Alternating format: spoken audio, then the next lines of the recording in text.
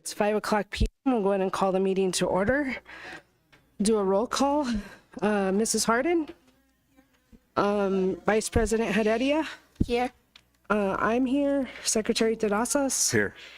And Vice President, Member Guadiana is going to be absent today. And we do have our student rep, Mr. Zamora. Or do you prefer Nico? Nico. Okay. All right. Mr. Nico or just Nico? Just Nico. Okay, got it. All right. Our board norms. Actively listen to all perspectives. Close the loop, responding to concerns and questions as a unified board. Model the professionalism we accept from all members of the district and community. Customer service orientation. Assume positive intent. And number 5, be positive and responsive. If everyone could please stand for the Pledge of Allegiance. I pledge allegiance to the flag of the United States of America and to the republic for which it stands, one nation, under God, indivisible, with liberty and justice for all. I salute the flag of the state of New Mexico, as a symbol of perfect friendship among united cultures.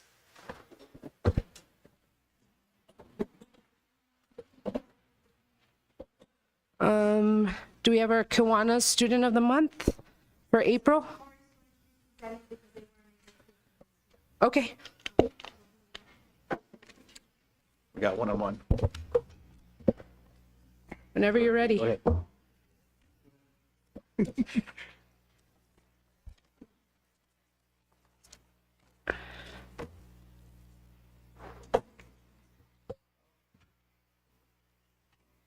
Okay,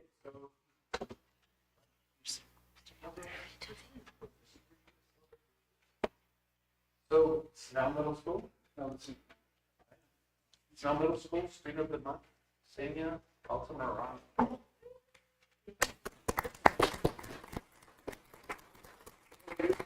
Bay Road, she is hardworking, driven, exceptionally respectful, patient, and kind to her peers and teachers. She is a leader in her class and in mariachi.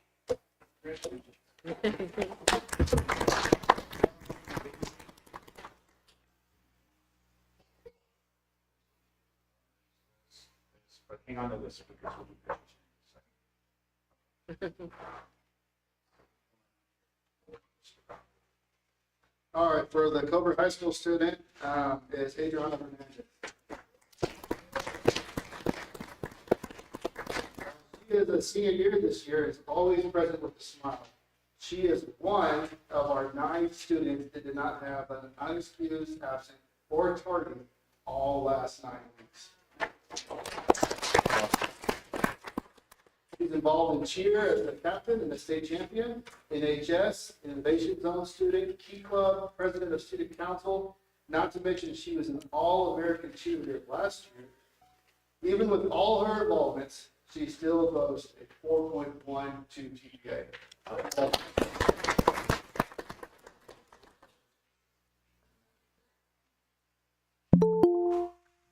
Slide right here.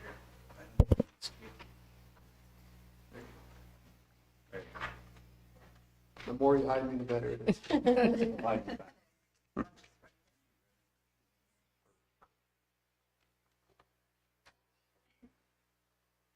Oh, hold on. There's still some people that want to take pictures back there. Congratulations, ladies. Congratulations.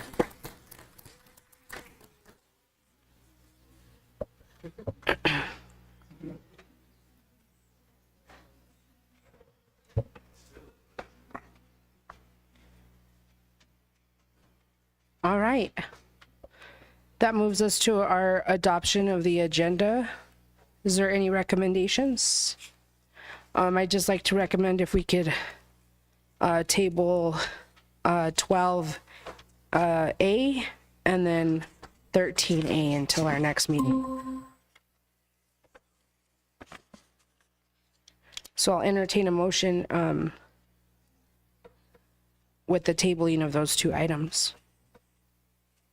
I move that we move 12A and 13A, that we table them.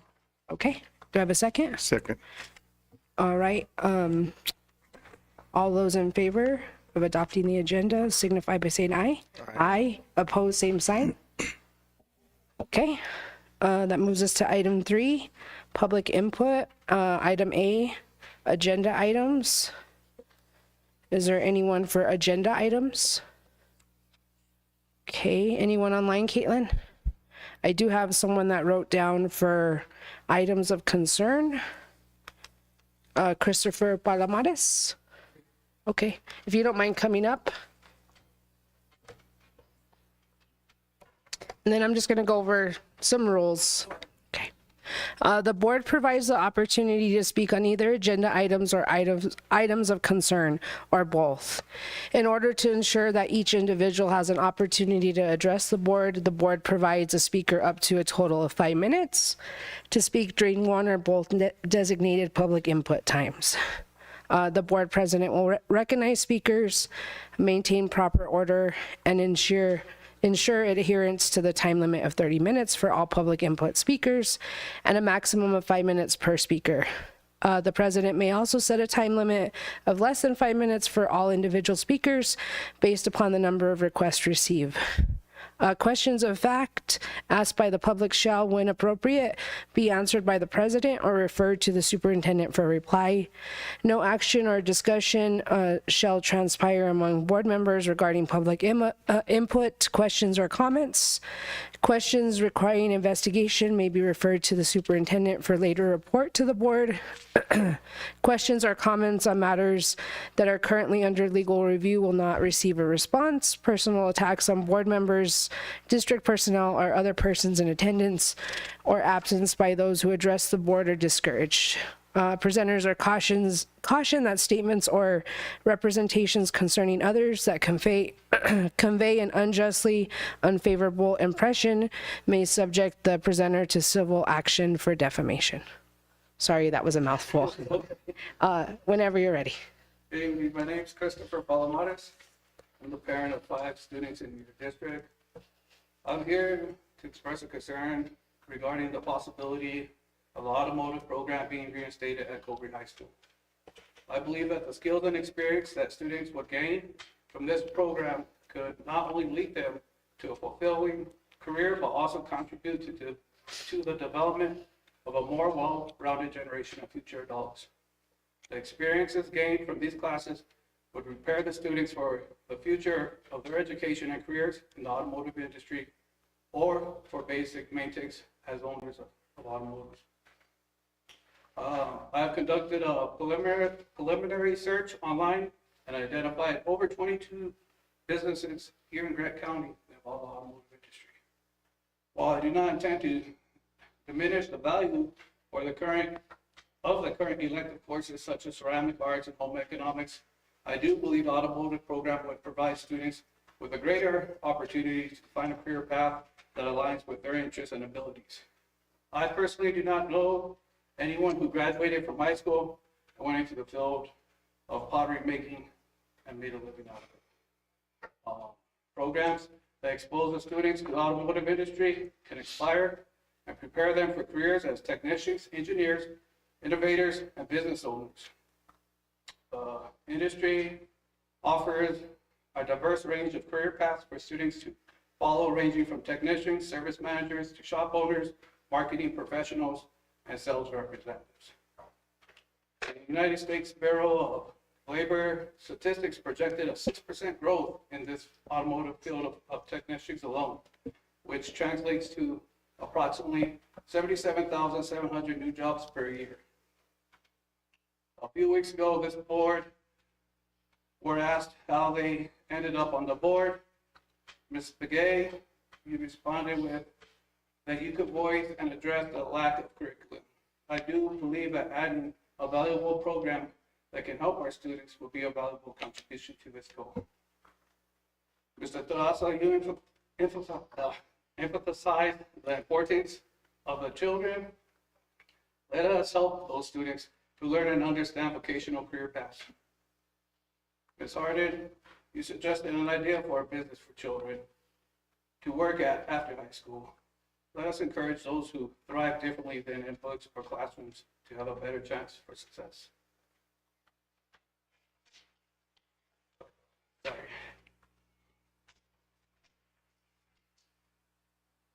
Today, my high school student went around just today and asked her peers if any would be interested in an automotive program being reinstated and taking a course in it. Just this afternoon, she was able to get 66 students to write down their names that would be interested in a program like that. Our surrounding school districts offer these programs. I ask this board to please consider and look into reinstating the automotive program at Cobre High School. Thank you for your time, and I do look forward to discussing with each of you in the near future. Thank you. And then I can refer you to Mr. Correa, Mr. Gropp. I think it's more of finding someone who's licensed in that field to teach. But they can have that conversation with you. We literally had the discussion about this morning. So, yeah, you're hot on the press right now because we had to talk about different elective classes because we're wanting to offer as many as possible. But again, the problem we run into is licensing and finding people to do that. And again, you mentioned our neighbors over there, they have a program which, but one of their struggles is their instructor, of course, is running a business. And so they're trying to balance that time. And I know it's been difficult for them. So I see your shirt on. Are you in the business? Yes, sir. Oh, okay. So I was assuming that. Yes, sir. Okay. And you've been in the business longer than 5 years? I've done 17 years. So the reason we ask these kinds of questions is if you're in the business for 5 years, there's a different licensing route we can go to be able to teach these kind of courses for our students. Well, I have an associate's degree. So Yeah. let's definitely, Yeah. you guys can circle Yeah, around. we definitely it. need to talk. All right, thank you. You were discussion this morning. Any more public input for items of concern? Did you have one back there? Or she's just raising her hand? Okay. All right, that moves us to item number 4, our student representative report. Whenever you're ready, Nico. Yeah, is it on or? Okay, go ahead. Okay, all right. Yeah, my name's Nico. I'm a senior at Cobre High School. There's not a whole lot of complaints or anything that I've heard from students. The really only one is that they've been hearing that there's going to be, underclassmen have been hearing that there's going to be a change in how the school day is scheduled out. And so some people say that, the schedule's going to work one way, others say it's going to work another, and no one's really sure, none of the students are really sure of how the school day is going to be structured next year. And so they're a little concerned about that. They don't want to lose their lunchtime or breakfast time or anything like that. But another good concern was brought up during the public input about the lack of electives, is that it really, for the past few years, there hasn't been a whole lot of options. You're either, an office aide, working in the daycare, welding, wood shop maybe, or if you're a senior, try to get a work study job. And so underclassmen can't really get a work study job because they're not really allowed to drive anywhere. And so I think looking into opening up more electives for students to choose would be a good idea. And that's all I have. Oh, we also just finished up STARS testing and your STARS testing last week. Not too sure about all the scores yet, but they're probably good, especially seniors. And you just took second place at the golf course. Oh yeah, Cobre Golf boys team just got second place over in silver today, so.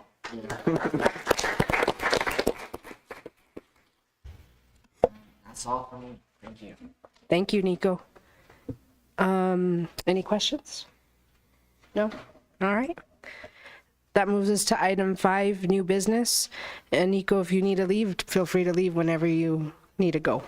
Don't feel like you have to stay the whole time. I'm just telling you, I put it We're up. giving you green light, man. After We're giving you green told light. us your numbers, we want you to go practice. Take your car, man. Taking the water. All right, that moves us to item 5, new business. Item A, innovation zones presentation. Shane Stevens.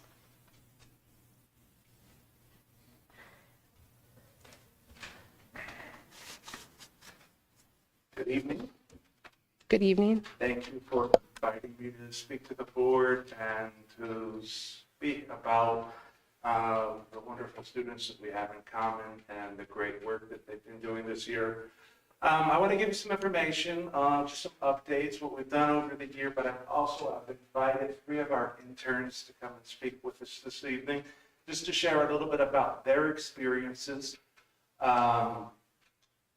what they've learned, how they've grown, the skills that they're building through the program.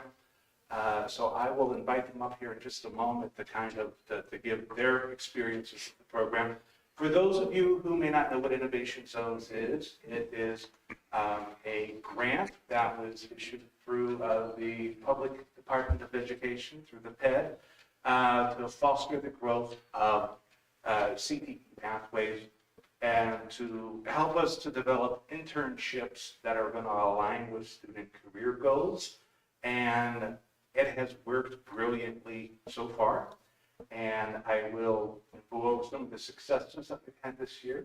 But we have 3 interns that are going to share with us their experiences with the internship through Innovation Zones this year. Shall I start with Leslie? Leslie, would you like to come in and give us an update on what we've learned so far this year?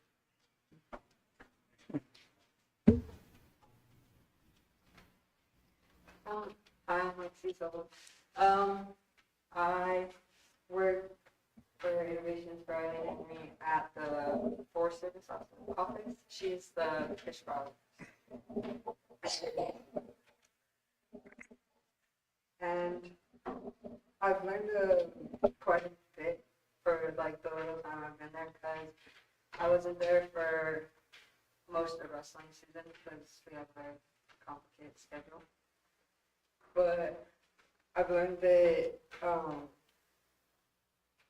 it still provides fisheries outreach by supplying a fish tank in the front office that has Gila trout, which are native to the waters, the Gila River. And most of them we've released into the lake, but there's only one in the fish tank now. And I've learned how to do fish water quality check better, because I learned it in elementary school when we had like a system, like it was a fish system with Dustin, and I learned it then, but I've like figured out how to do it better now, since it's like what I need to do with the job. And I've also learned how to communicate with people better.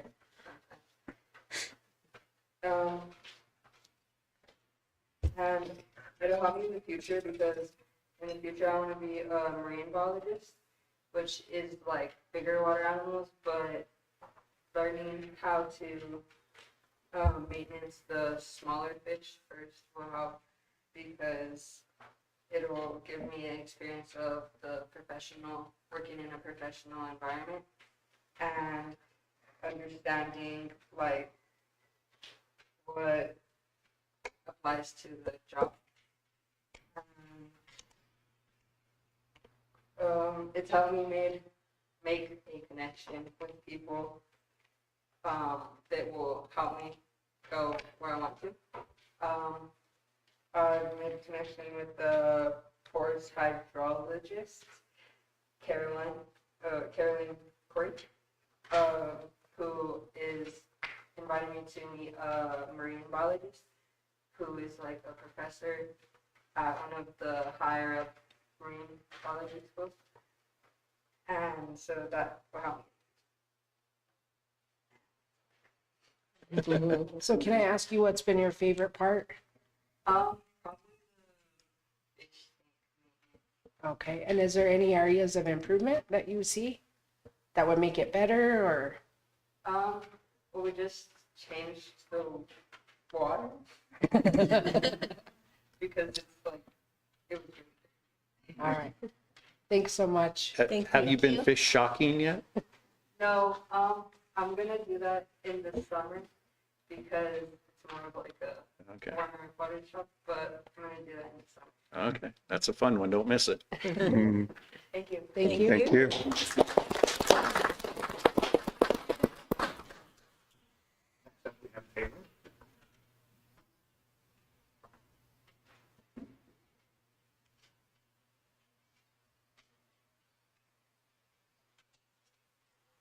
Hello, my name is Taylor McCorder, and this year I was given the opportunity to work with 2 different internships through Innovation Zone.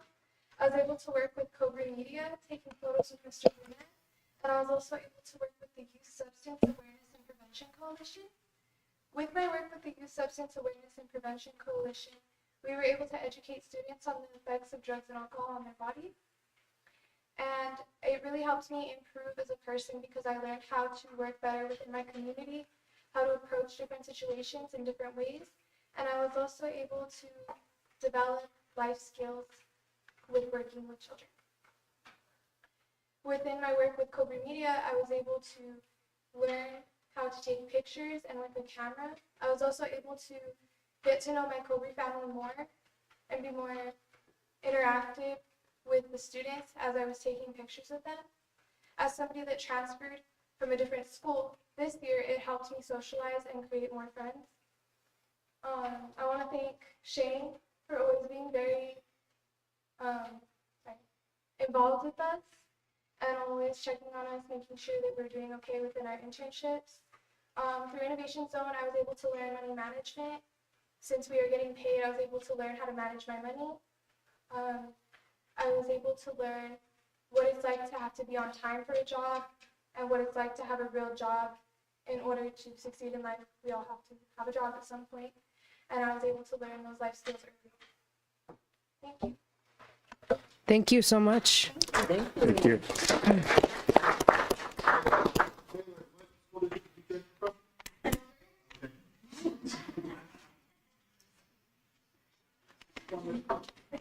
Our third intern to speak with us, Brianna. Student of the month.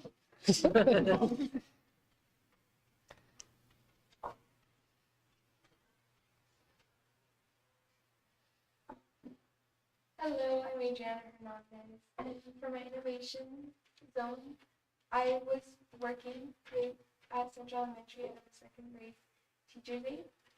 And throughout that time, I learned how to communicate with the kids.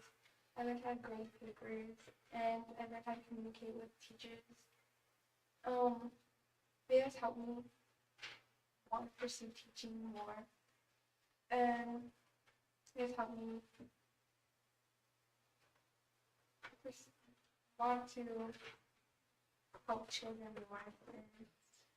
And I've enjoyed it a lot, learning so much from being in, putting myself in the teaching area and not being afraid of doing it after I graduate from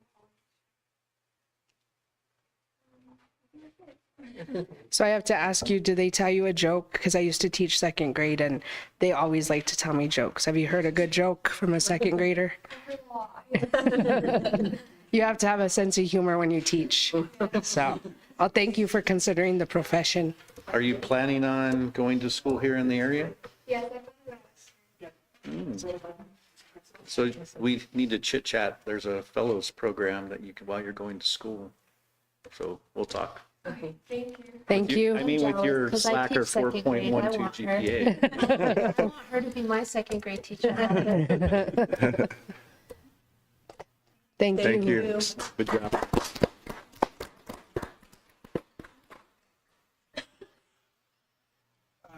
also point out that Adriana's capstone project, which she did, would make any educator proud. I think the way that she compiled all of her data, and she reflected, how the instruction affected the class over time. She had all of her charts, and it was like, I think would have made any teacher, college students proud to see the work that she did on her capstone project. Innovation zones. This is our second year with innovation zones. Last year, your internships were entirely in-house, and our students learned a lot of things by working on projects with their teachers. Those projects are continuing the second year. They've done a lot of wonderful work. Some of that you've seen, some of the items that have been shared with the staff throughout the districts, our plaques and so forth have been made by our talented students. And just one small example of some of the projects that they've been working on. In our second year of the internship, we've also extended outside. So we have what I refer to as the external internships. And those are the internships where we align with different businesses and organizations to create opportunities that are in line with the students' career goals, that in some degree reflect what they're studying in the school. And then it's an opportunity to take those experiences to the next level. And we've heard some of that today, the opportunity, to work with wildlife, to work with media through public health organizations. And then even to some extent, even though working at an elementary school is still within our school district, you're leaving the school building. So you're developing the ability to work in a different environment than your teachers and those you're used to working in that environment at school. And we find that that's like where a lot of the magic of this program actually happens, is when we send students out into the workplace and they have a boss, a mentor, a manager who is not their teacher, who has their own set of rules and expectations, who has industry experience they share with the kids. And almost unanimously, we find that the kids rise to those standards, to those new standards. When I talk to students about what works in their internship, that's a common theme that they bring up, that they will go into an office, and it's learning to be one of them in that new environment. And we've had students working in all sorts of different environments, gaining skills that just far exceed what we're able to do in the classroom. So some of those include, we have students working at Southwest Bone and Joints, various aspects of radiology, medicine, physical therapy, and they're getting hands-on experience for what do these careers actually involve, and they're getting those experiences from professionals, and a lot of times it's opening their eyes to different career options that they didn't even think of before. We have one student who was interested in learning about the bones so that she could take a more forensic approach to her career. And then she got the Southwest Bone and Joint, and she started working with actual people. And she said, the ability to work with people and to improve their lives is so much better than just doing forensic research, she found. So it's similar fields, but slightly different than what she imagined. And then she's getting the opportunity to work with that hands-on and really rising to that occasion. We have students working Arenas Valley, veterinary care, that are getting early exposure to working with animals, to working with horses. We have students that are working with the city of Bayard And one of those is going to turn into a possibility for a job out beyond high school. And that's always a good feeling, when a student goes into an internship and they're able to make a connection that leads them to the next place in their career. So I've already talked to you briefly about what Innovation Zones is, opportunities. It helps to strengthen career pathways. And this is what our program looks like this year. We have a total of 25 interns. 13 of those are internal placements. They're working in things like welding and carpentry, even in our own technology department here in the school district. So we have our internal interns, and then we have the interns that we're sending out to places like I previously mentioned, Southwest Bone and Joint. We have Arenas Valley. We have the city of Bayard. We have available to us currently 74 different businesses and organizations county-wide that have expressed to us in the affirmative, yes, we would take an intern. So at this point, really, we have a lot of capacity in the internship program to be able to send students out to a lot of different areas. We haven't utilized the majority of the capacity that we have to place interns, just simply because our capacity is larger than the students who are currently pursuing that.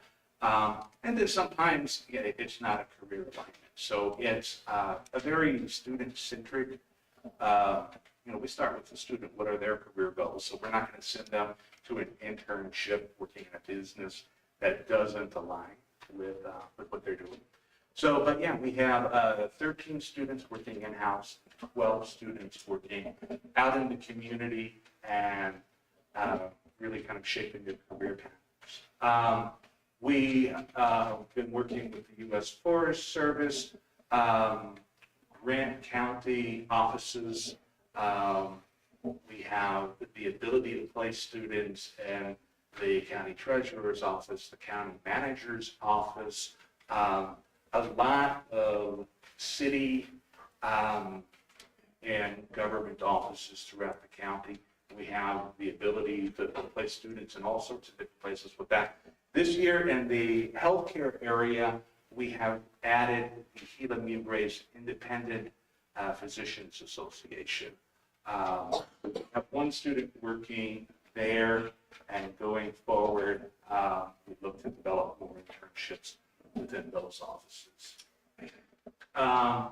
You've heard already from our students, I had them up first, some of the success stories that they've had, that they're going to continue with future forest internships.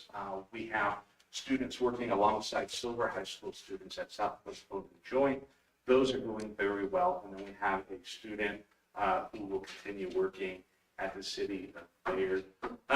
What that means is really different for each student. So they're developing technology skills at times. Sometimes it's physical therapy skills. Sometimes it's just customer service skills, record keeping. So whatever that particular business is, they're developing the skills to work in those sorts of environments. They're getting professional experience.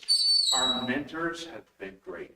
They have really taken the students under their wing to show them what it is to work in that career, and to let them know what the next steps are, what they're going to do after high school to succeed in those careers.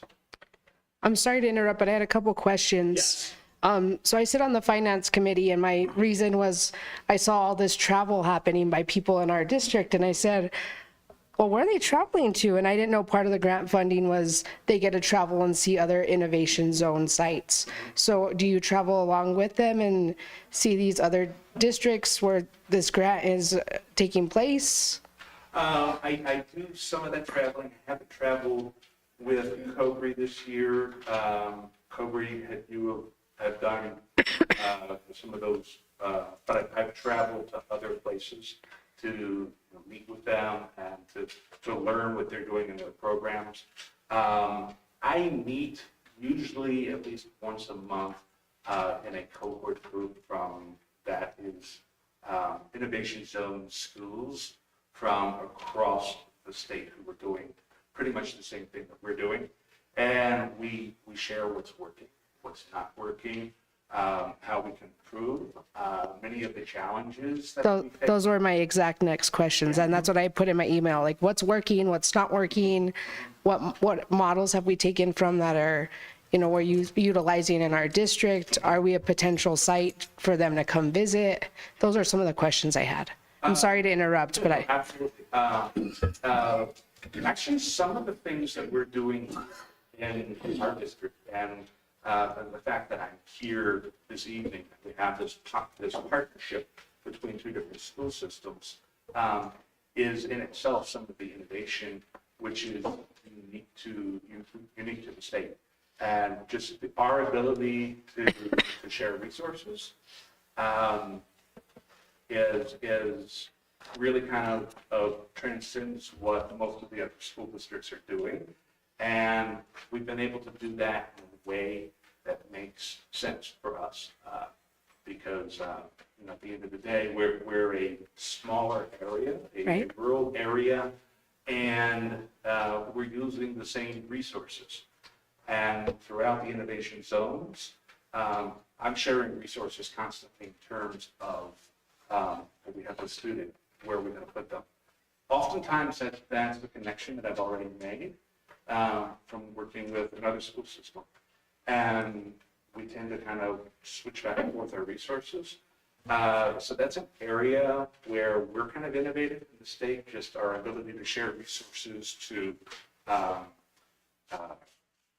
run our programs together, for example, the way that we're sharing resources through the PNM lineman program, the way that next year we'll share resources through the business program, or that students from all three school districts can participate in the CNA program. So those abilities to share resources across school districts, it's very unique. okay. And then what about a career pathway, you say that's not available here? Do our students have access to a virtual person or someone out in the industry that we can connect them to? We do. We haven't had to pursue that so far, just because there hasn't been an interest in that. When it is that we have a student who has an interest in a career that we're not really able to enter locally, then I can work through the innovation zones, through future focus to look at online virtual internships.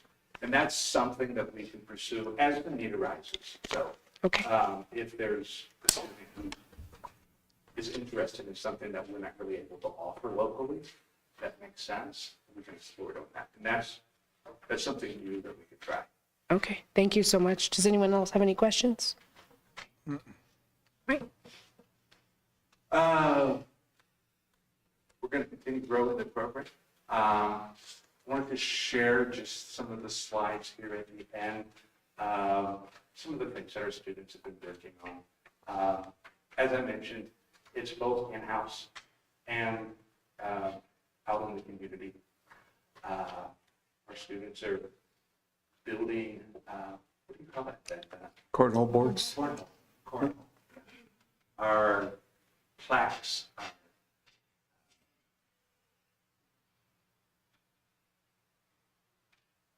Welding projects. They built a trailer, a little boy trailer that looks just as good as anything that you're going to buy at Tractor Supply.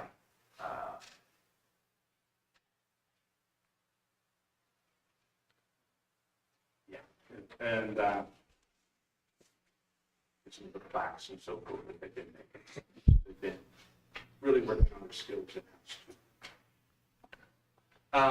That concludes my remarks about the innovation zones this year. Thank you so much. And just a clarification, we share you with Silver, right? You handle all the internships for Cobre and Silver? I do. Okay. So I actually work for the 3 different high schools, Cobre, of course, Silver High School, Club High School. Okay, And we have shared resources between the 3 high schools. awesome. Thank you so much. Thank you. Thank you.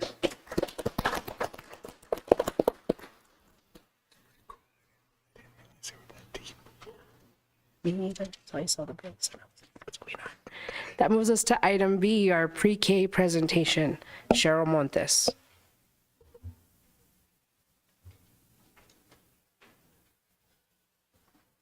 Good evening. For those of you who don't know me, I'm Cheryl Montes. I'm the early childhood coordinator for the district. I have 28 years with the district.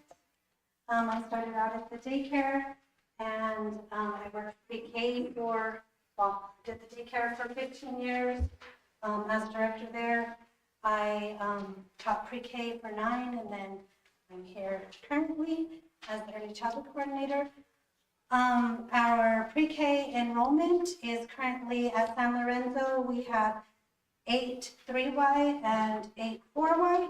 We have Miss Amanda Dominguez at that location. At Central, we have 18 4Y. At Bayard, we have 19 4Y. And at Hurley, we have 15 4Y.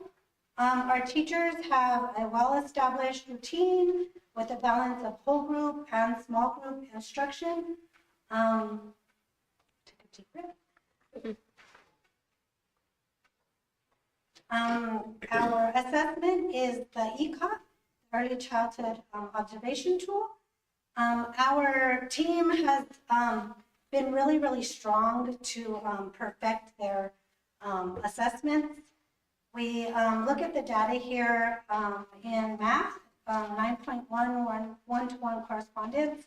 In 21-22, our end of the year data was 45% in that area, and we grew to 77% in 22-23. We fell a little in 23-24, and right now at MOY, middle of the year, we have 83%.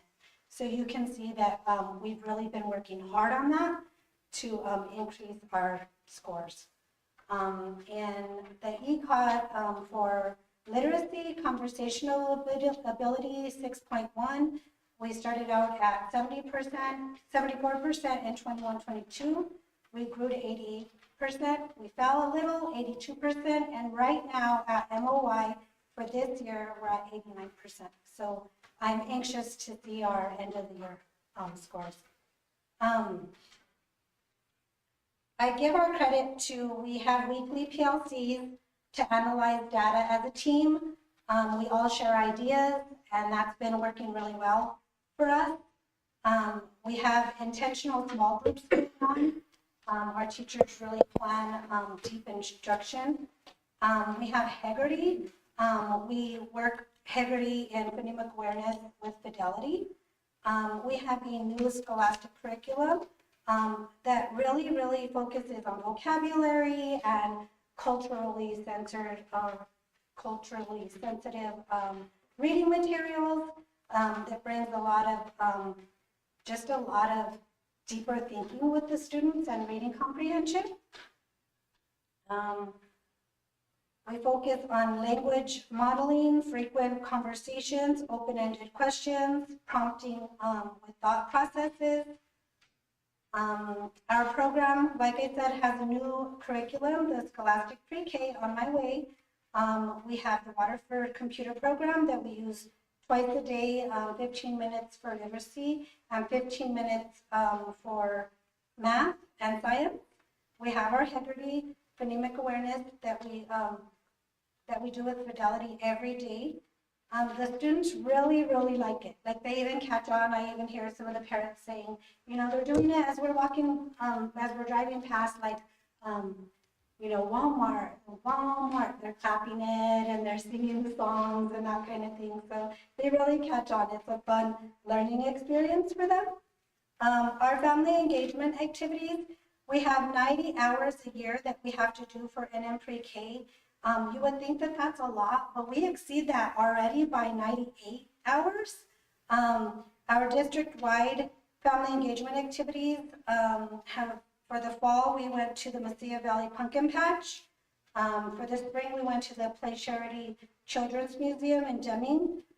We had a dance-a-thon, an 80s theme prom, and then we were all able to attend the Mobile Museum during the Week of the Young Child.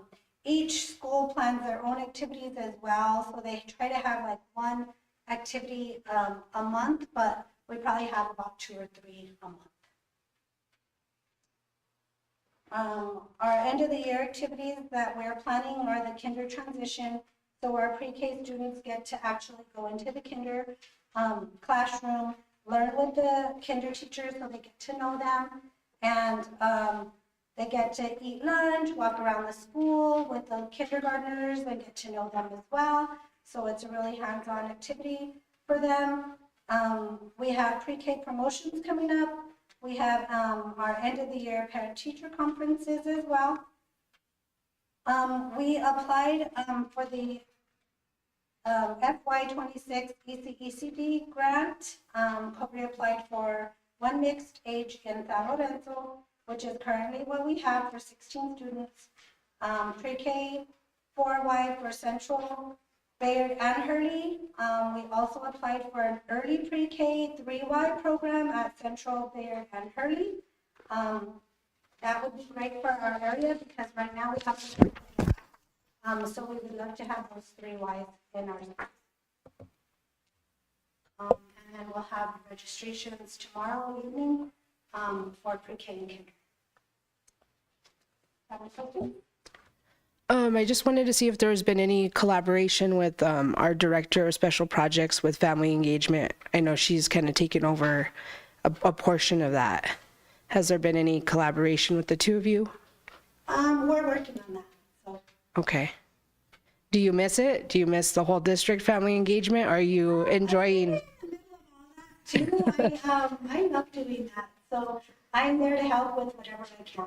It just seems like you lit up, like, especially when you talked about the dance-a-thon, the 80s prom theme. It was like, yeah. It seems like you enjoy doing those things. I love doing those things. Yeah, it's a lot of fun. And I just wondered if you missed it because you used to handle the family engagement for the district, right? Yeah, I did used to. I missed it a little bit, but pre-K is my thing. So I love that too. All right. But I'm always willing to help with whatever I can.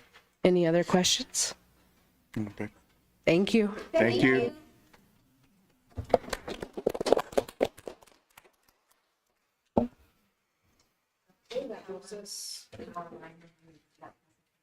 What was that?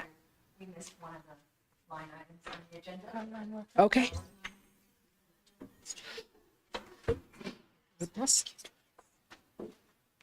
This one. So we talked a few minutes ago about sharing resources throughout the district, and one of the resources that we've been sharing is the PNM Lineman Program. It's a program that's been paid for by PNM, and we share that we have students of all 3 high schools that are participating in the PNM Lineman Program. Students here, Silver and Cliff. We've invited the students to speak today about some of their experiences with the PNM Lineman Program. Do we have the PowerPoint ready on that? Do not.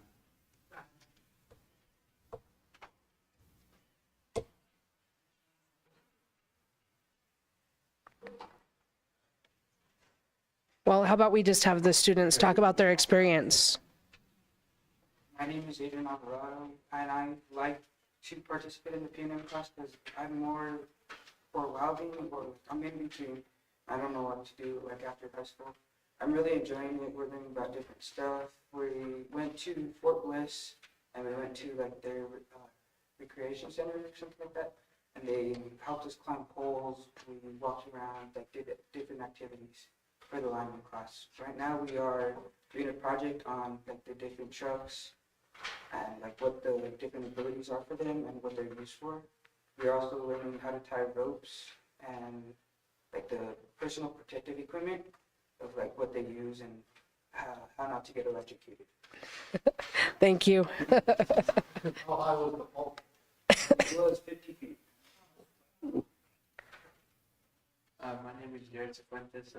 I like this lineman class because I have a couple friends doing it. They're a little older than me, and they say it's pretty fun. And he basically said everything I wanted to say. It's pretty enjoyable. A lot of things to learn. And So is it a career you're really considering, or? Okay. taking this little, I want to do this for. Well, thank you for sharing your experience, and good luck. I hope you continue to enjoy it. Thank you. Thank you. We also are graduating May 19th, and you guys are also invited. Awesome. All right. Thank you. Nice.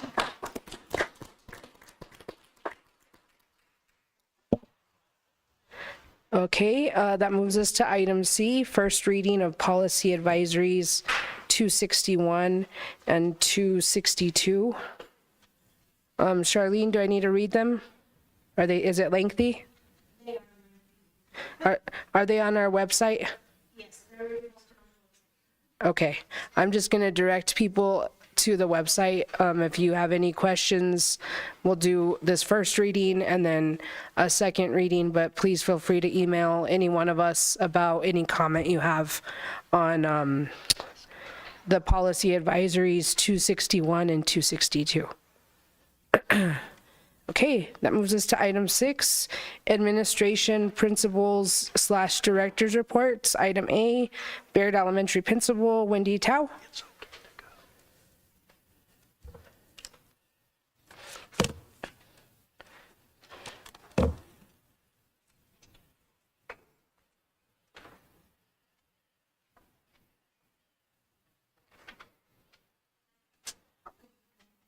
Good evening. So I'm going to start. We're going to talk about celebrations. So we have had a lot of positive things happening in Bayard, so I want to share some of those. So for Literacy Night, we had a lot of fun with the Grinch theme. We even had pictures taken with the Grinch, so the students, the teachers, and we even did a group one. The next day, we used the backdrop, and we took pictures of the students and ended up sending a card home to every student, so their parents received a Christmas card. We had 107 families at Bayard, and 65 families showed up for the event, which makes 56% of the families show up, so that was a really good turnout. We had a math and science night planned, and so I hosted a family night for parents and students to bring in all of the things for their science fair project or for their invention convention, and had materials from a grant that I had written, and they were able to work on their posters, their processes that they did. If they needed the copier, we made copies for them, so when they left, they had a finished product. And so our math and science night, it was another great turnout for with our families. We also included steaming ahead with this, so our afternoon program, our after school program, many stayed. We also had the Forest Service come and bring fossils. We had the planetarium there where the kids could go in and observe the stars, which they really enjoyed. So we had 53 families of the 107 families, up a 48% attendance. And that was softball starting, so we were really proud that we got that many started there.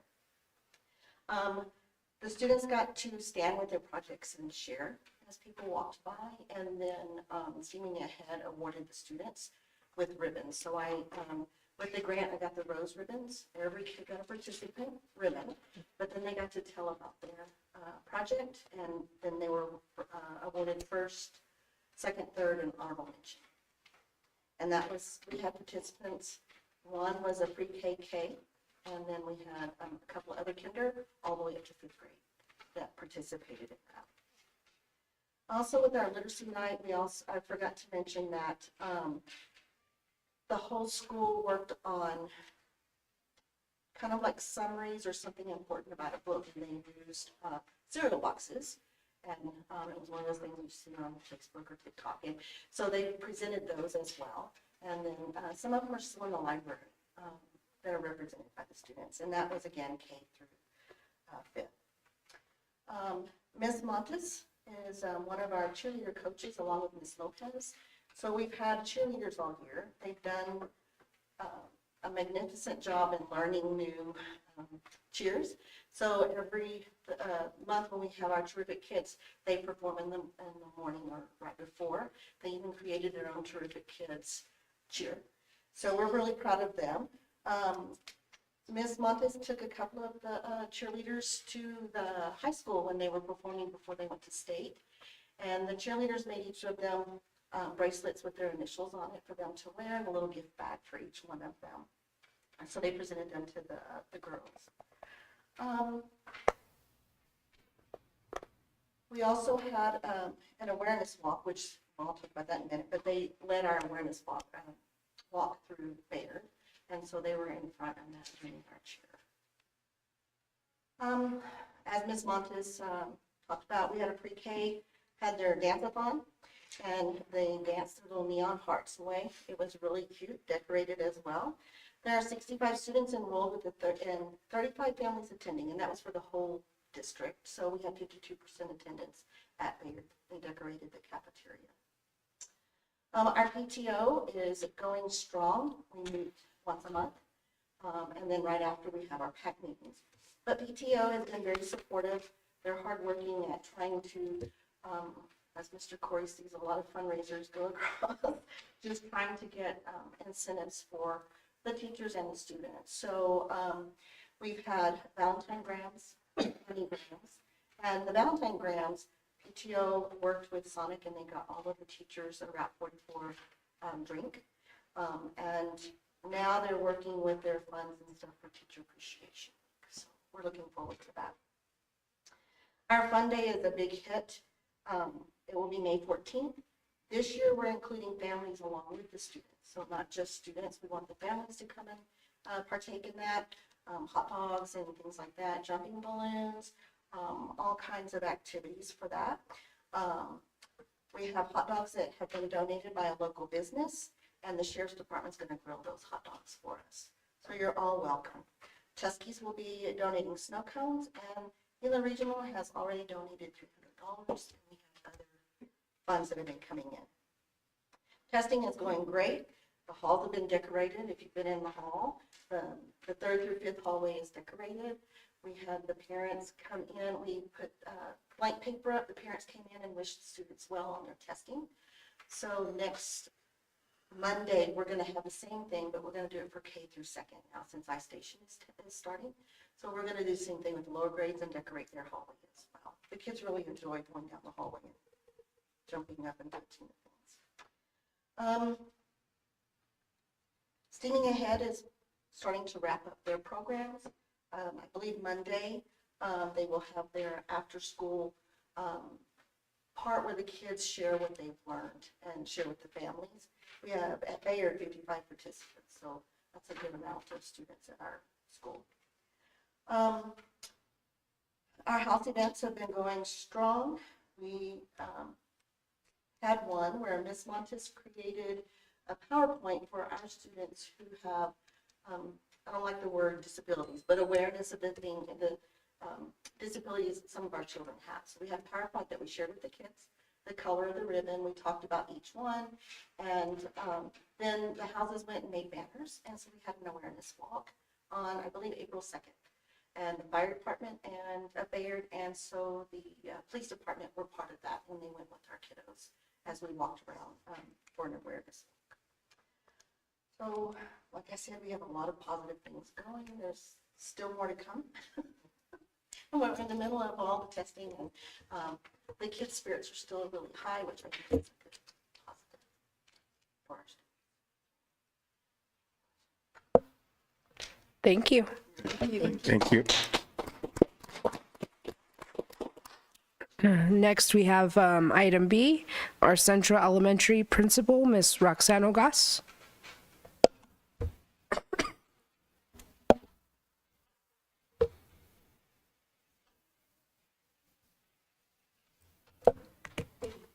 Good evening. I like how these elementary teachers have all their file folders and their organization. There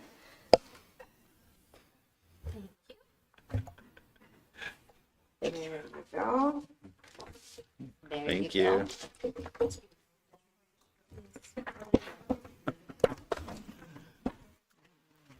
You still have time to make a file folder, Mr. Brock. For the last one. I'm gonna make this quick. I did put a lot of papers in there, but only because I'm incredibly proud of Central Elementary. When I came in this school year, I came in with the mindset that we would make great changes, that we would, every person in the building would be as happy as we could. We would remain positive, and I've done everything that I possibly could to make sure that that happens, the kids especially, because they are our priority. So if you look at the first page, it's the rate of improvement, and you can see how the kids have been moving levels. They are growing and they are moving. When you turn the page, it says these are reading, okay? When you turn the page, you can see us compared to the State Department and the district. That at the state level, in April, the first percentage of kids that were performing at levels 4 and 5 was 33%. Our district is at 62%, and Central is at 63%. So we're getting caught up. If you turn the page, you'll see the average overall in reading for the whole school. And you can see that we still have some red in April, but these are kids that just have a lot of difficulty moving levels. But as you can see from the previous pages, they are moving. It's just that, we just have some kids that don't move at slower paces than others. And I went in to explain further the different levels. Level 1 in August was 21%, level 2, 20, level 3, 20, level 4, 23, and level 5, which is the highest, was 16%. And the insight is that at the start of the school year, more than 40% of the students were performing at the 2 lowest levels. But then, through the progression of time, there has been a steady decrease in the percentages of students at level 1 from 21 in August to 13 in April. And concurrently, there has been an increase in students achieving levels 4 and 5.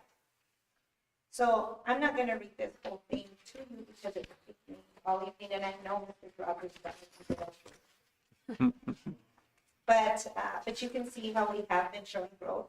If you look at the math, it looks the same, the rate of improvement. You can see how every level is moving. We have a more moderate move in the levels 4 and 5, but those level 1s and 2s is where we were to begin with are moving. And then if we turn the page again in math, you can see the comparison between the state, the district, and us. The State Department, levels 4 and 5 are at 38%. The district is at 55, and we're at 54%. So then, when you turn the page, you see the same thing they explain for the math. For the reading, you will see it in the math. And you can see how our green is increasing throughout our entire school.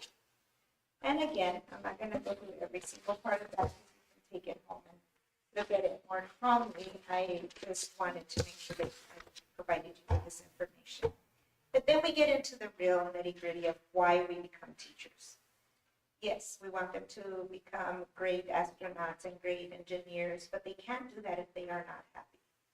And so as we reflect on this unforgettable year at Central Elementary, we are filled with gratitude, pride, and excitement for all that we have accomplished together. Through every moment, big or small, our students, staff, families, and our community came together to make this a truly special year.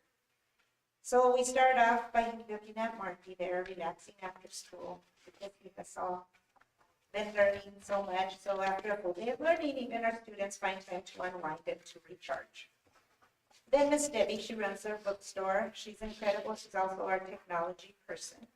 So she does a lot. She takes care of everything from our computers, our Chromebooks, to testing if anything goes wrong. She's the one that we run to. She runs our bookstore. She covers for the secretary so that the secretary can have lunch once a week. She's just a go-getter and does a lot. Then we move on to our engaging interventions. You see that the kids are very hands-on at Central.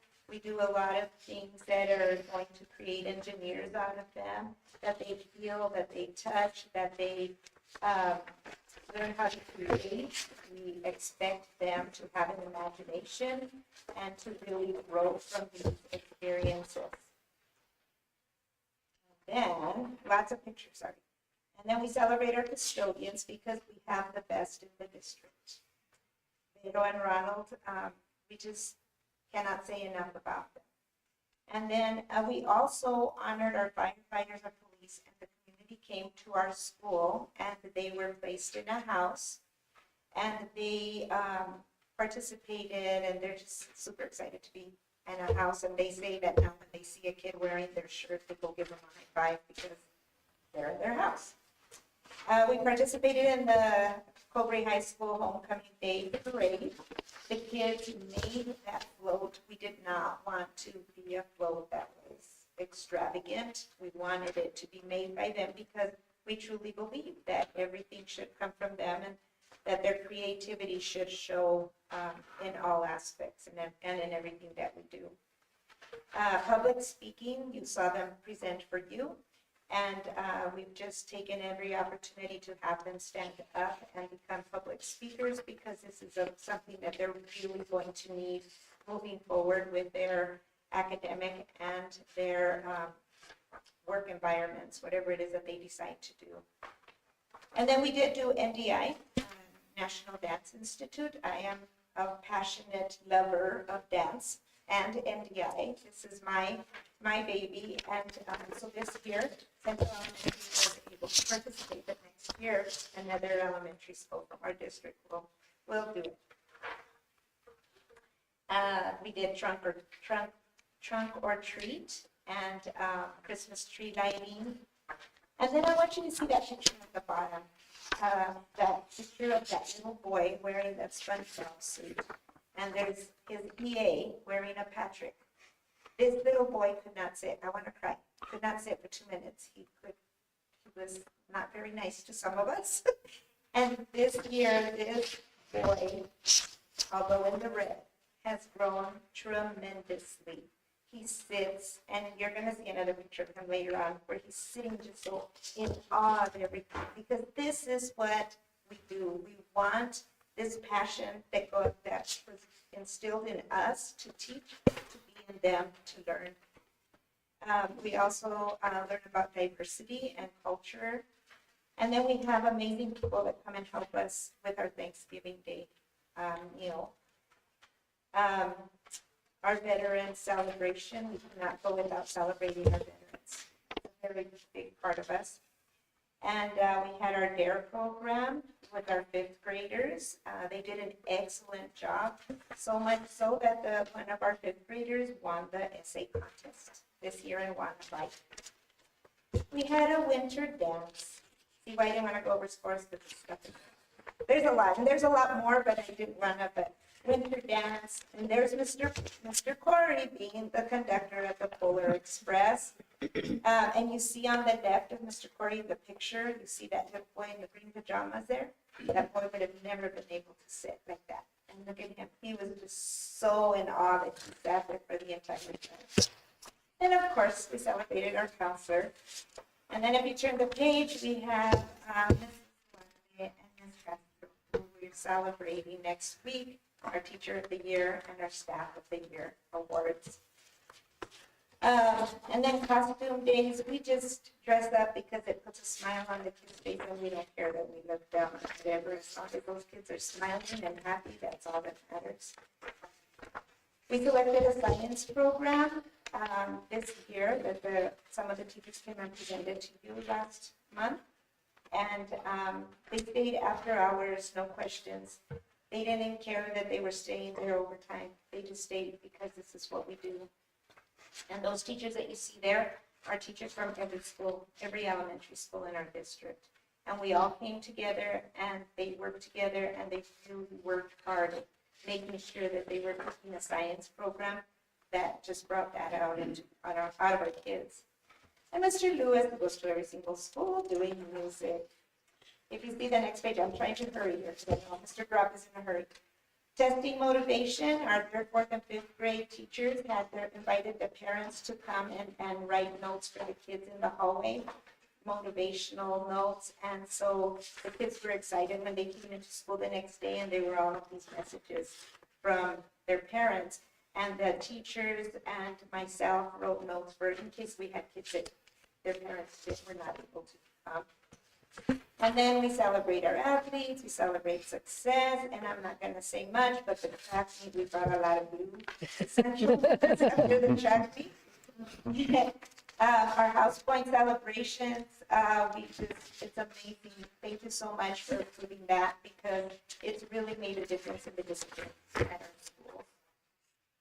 And then we had our carnival literacy night just the other night, and 76 families attended that literacy night. It was amazing. And again, it was just a lot of teachers, parents coming together to do whatever we can to make sure that the kids are happy and successful.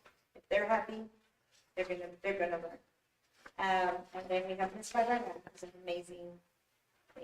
And some pictures that I did not put in here because I didn't have a lot, and I didn't. I don't know, you guys, there's just so much that I could say. But our third, fourth, and fifth grade actually just came back from a field trip to the Chihuahuas game. They took kids out there, and that was an amazing experience for our kids.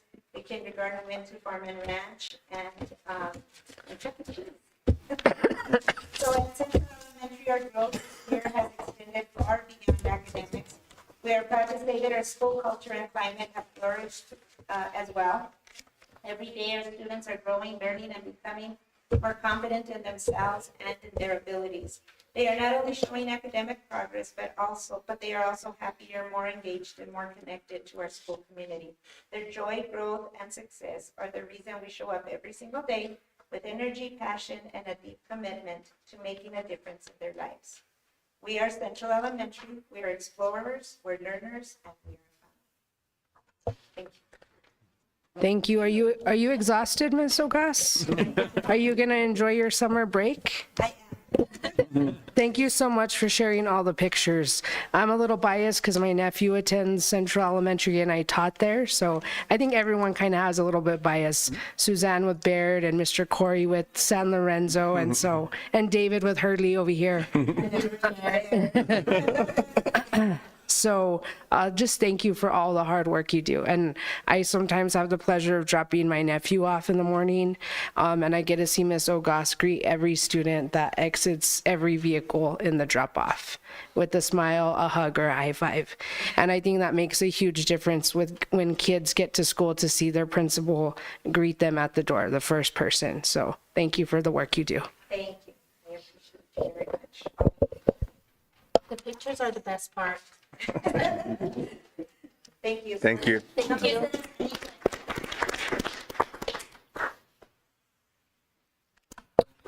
All right, that moves us to item C, Cobre High Principal, Mr. Corey Gropp. No problem, folder, guaranteed. If I want to follow that. And you're right, I have a one pager, so. What? I thought there was going to be a PowerPoint presentation. I would like to note that there's cotton candy on the table earlier today. Thank you. Here you go, Mr. Corey. Thank you, sir. All right.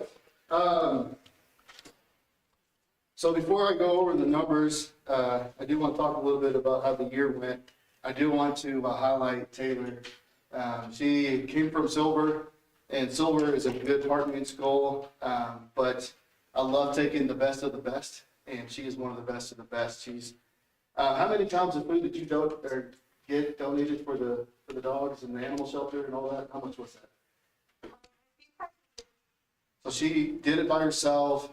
She got community support, and all these people donated dog food, cat food, and all that. And whatever happens in her community, she's involved with it. So she is a very stellar student. I'm glad that she's at Cobre, and she's part of our Cobre family now. So thank you, Taylor, for what you've done over the year. And you can't leave me, so. I do want to thank Mr. Corey and Suzanne for all their support this year, throughout the year. It's been a wild ride here at the Cobre High School. I'm exhausted. And I do want to thank all the other principals in the district for sending, and Silver for sending their counselors last week when we had that tragic news from one of our students here at the high school. It's never fun waking up to 1,000 missed calls and 500 texts and find out the news that we lost a beloved student. And I just want to put it on record, thank you for Solar for sending their counselors, and then elementary principals right away didn't ask, they just sent their counselors to our school. So that was a big support for our students. So thank you for elementary and Snell too. I do want to thank Mr. Terrazas for honking at me at the girls' second round. We were sitting on the light in Bernalillo, and this guy was honking at me, and I was scared to look to my right because I was in a Cobre car, and he's like waving at me. So thank you for going to that game, and then Ms. Harden, thank you for showing up for that student's funeral, and then Ms. Heredia for homecoming, and then the student council sleepover, and then for really all the board members for all your support throughout the whole year. You guys have shown up over and over and over, and your positive feedback. It's been a blessing to work with you guys. So highlights of the year. I was telling Mr. Terrazas today that I'm gonna, if I had a slogan for the Cobre High School 24-25 year, it's gonna be the year of the Lady Indians. All of our sport programs, especially in the Lady Indians, have excelled like crazy this year. They have outshined the boys in almost every aspect. So if you look at it, our volleyball program, they made it to the state championship game this year, and they got second, which is extremely hard to do, especially when you're competing against private schools who can recruit. But our girls never quit, and it was really cool for them to go that far. And then our girls basketball, they made it to the second round. Mr. Terrazas, you were there. The first round was crazy. We played at Peru, and it's a very hard gym to go into and win. They were down, I want to say maybe 8 or 11 points with like 4 minutes left. And they just didn't quit. They just kept coming and kept knocking points off the board, and they eventually won that game. And then our boys basketball made it to the playoffs for the first round. And then, you know, the crown jewel, if you look at all of our sport programs, the most participants was our cheer program. And they brought home the state champion trophy. They've done a really excellent job. Our coaches have worked really hard. And when you look at the cheer program, they're always supporting other programs, right? They're showing football, volleyball, basketball. But what a cool way for them to bring home the trophy of the state champion. So I'm really proud of that. And then powerlifting, we had our state champion, two-time state champion, Maddie Tellis. She's a beast. She looks at me, and I do exactly what she wants me to do. She can beat me up and throw me around the room because she can throw some weight around. So I'm really proud of her. Currently, our baseball is ranked number 7 in the state. Softball, I don't know if you guys saw on prom day, they played at Western. They beat number 1 in 3A West Las Vegas, and then they beat number 1 in 4A Silver City. And then what a day to cap the day to go to prom after that. So that was a huge, huge night for our softball program, and they're ranked 2nd right now. And then NHD, our beloved coach, volleyball and girls basketball, and our social studies teacher, Julie Gutierrez, she had every single student in NHD qualify for nationals for Washington, D.C. So really, if you look at all the success, we've had some Indian success, but the Lady Indians have just killed it this year. So if you see our girls in the hallways or whatever, give them a high five, because they have not only represented the Cobre schools well outside, but we're going to go over the academics here in a second. They've represented really well in the classroom. So let's go over math first. We're still testing our 9th and 10th graders. We haven't finished up testing. That's why you don't see their test scores there. But our math, I couldn't be more proud of our math this year. Mr. Burnett, Coach Garcia, and Coach Acosta are our math instructors. So for 11th grade, You can see end of year last year, they're at 31%. I don't know why there's 2% on there. I apologize on that. But BOY for this year, so BOY was 54%, 59%, but they still grew from 31% of BOY to EOY this year, 31% to 57%. That's a big jump. That's a really great for our 11th graders. And then 12th graders, Mr. Zamora is right. Our 12th graders have really stepped it up this year. Not only math, but ELA scores as well. So last year, end of year was 43%. Beginning of the year, they jumped to 71%. Middle of the year, they jumped again to 72%. And then end of year, they jumped to 75%. If you can see on the right column, for 11th grader, 3 out of the 6 kids moved out of urgent intervention. And then we only have 3 kids left in urgent intervention for 12th grade. 4 out of 7 moved out of that red. So it's been, so if you see our math teachers, or really just our teachers in general, they have been working extremely hard of getting our students, with math skills and all that. And I do want to highlight our teachers, but also want to highlight our students. Our students have really taken testing serious this year. They've taken ownership of their scores. And it's really cool to see when you see a kid come out of testing, run to the computer and say, what is my score? What is my score? Please tell me I went up. So they've really taken ownership. Kudos to our teachers, but also kudos to our students for taking it serious and really taking their time on the test. So let's move down to ELA. Mr. Gropp, Yes. You don't have any data for 10th or 9th grade math? No, I said that we're still testing. Oh, okay. 9th and 10th. I'll have those next time I present. All right. We haven't finished up yet. That's why I haven't. Oh, okay. Thank you. There were some students that were missing due to the tragic, Right. and so we didn't have a lot of data to report. Okay. So I didn't want to have skewed data for you. Okay. We have a lot of students that haven't finished testing in 9th and 10th. Okay. Thanks. So ELA, let's go over ELA. So 9th grade, last year, they were at 33% EOI, BOY 50%, MOI 57%, and then now they're 66%. That's wow. That's incredible. And you can see that we had 6 kids in the red. 5 out of them moved out of urgent intervention. So we only have 1 kid left in red for ELA in 9th grade. That's pretty unheard of when you look at those numbers. So for 10th grade, they had 19%, BOI 56, and I remember reporting to you guys, they went down in MOI. You remember that? We went down 7%. Well, our teachers went to work and they jumped up to 65%. 4 out of the 8 kids moved out of urgent. So we only have 4 kids left in the red. Now, I don't know what's going on with our juniors and seniors. It's pretty incredible when we about to go over their numbers. And I want you to really focus on last year EOI and then this year EOI, because that's the big growth, right? 1 whole full year of growth. So for 11th grade, we're at 23% at state or proficient level. We jumped to 74% BOI.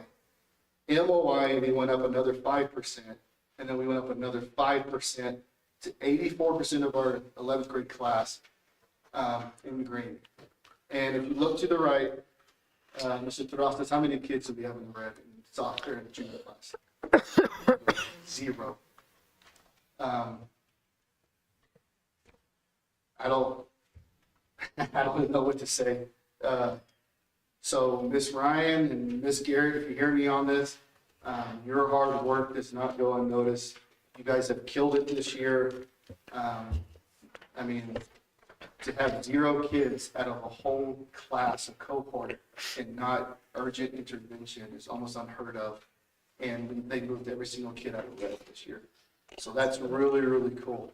And if you really want to talk about, our highlights in sports and extracurricular, we've had a lot of highlights within these walls of the building.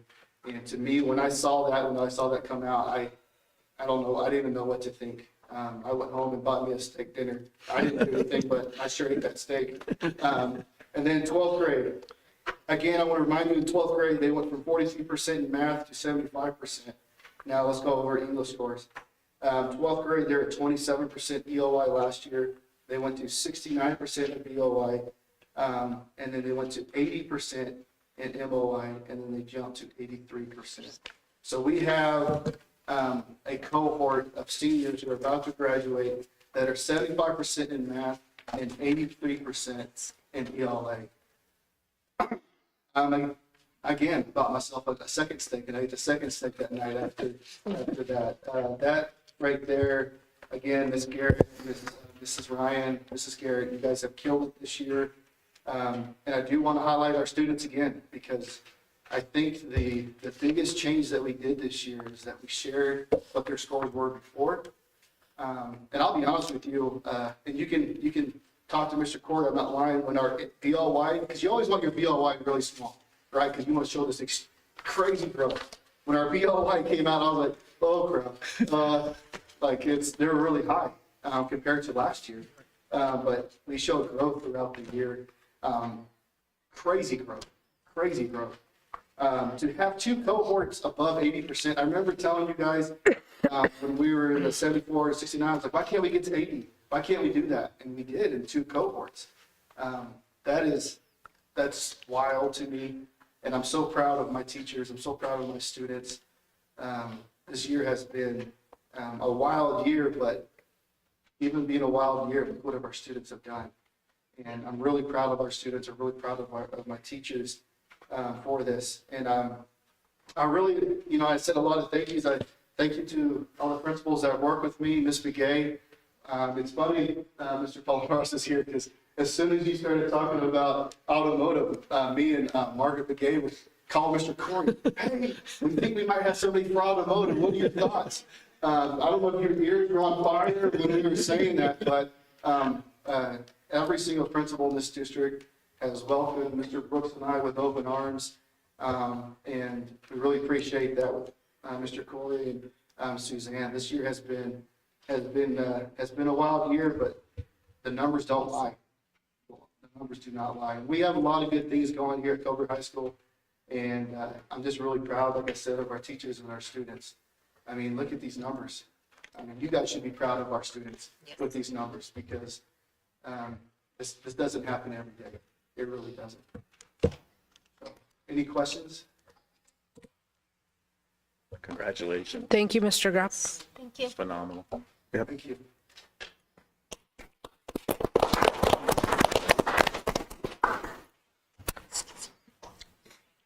All right, that moves us to number 7, action items. Item A, approval of the regular board meeting minutes of April 7th, 2025. Is there any questions or discussion? Seeing none, I'll entertain a motion. I move that we approve the regular board meeting minutes of April 7th. Do I have a second? Second. Okay, all those in favor signify by saying aye. Aye. Opposed, same sign. Okay, that moves us to item B, our second reading and approval of policy advisories 246 to 260. Are those still on the website? And I didn't receive any public comment via email. Did the office? No? Okay. Any of you guys? No. Okay. All right. Is there any discussion? Seeing none, I'll go ahead and entertain a motion for the second reading and approval of policy advisories 246 to 260. I move for the second reading and that we approve the policy advisories 246 through 260. Okay, do I have a second? Second. All right. All those in favor signify by saying aye. Aye. Opposed, same sign. Okay, that passes. That moves us to item C, approval of fiscal year 22 audit. Audrey Jaramillo. Are you on, Audrey? Can you hear us? It's gonna shut down in 6 seconds. Do we hit cancel?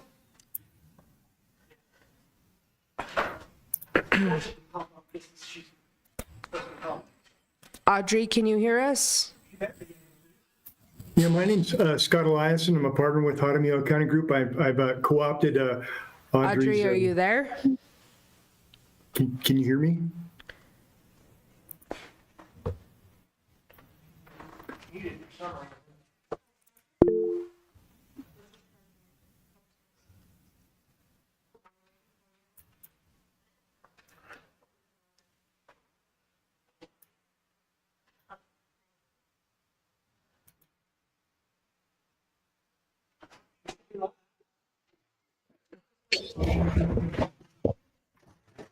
No, it's not working.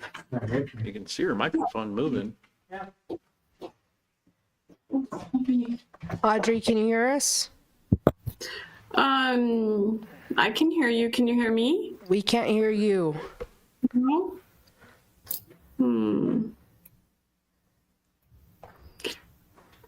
Were you able to hear anyone else? I know we're getting audio because seeing it come from the broadcast system, so. It must be something on your end. We still can't hear you.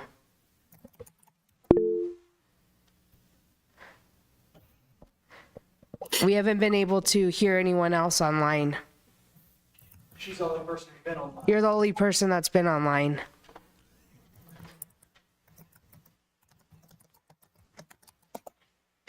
It lights up the screen when we talk, so. It lights up the screen when we talk. So our mic is okay. Yeah, it's smooth. Is it on our end, Caitlin? And come back in. We can leave and come back in. Give us a second. Caitlin's gonna try talking now. Yes.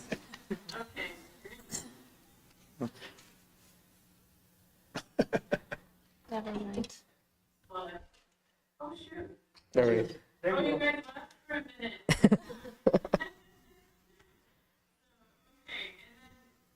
The only other thing is still need to be able to present, so I'll turn it back over to Scott.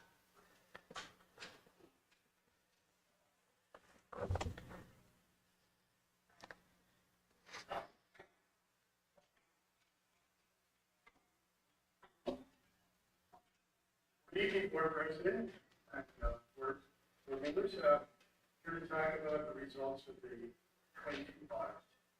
And so, I'm happy to be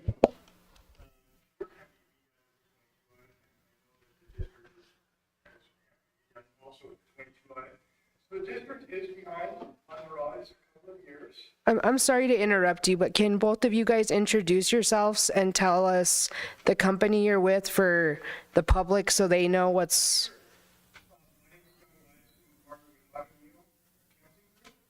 And Audrey just came in to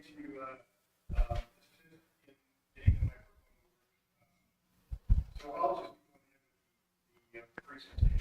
Okay. Talk about the audit itself.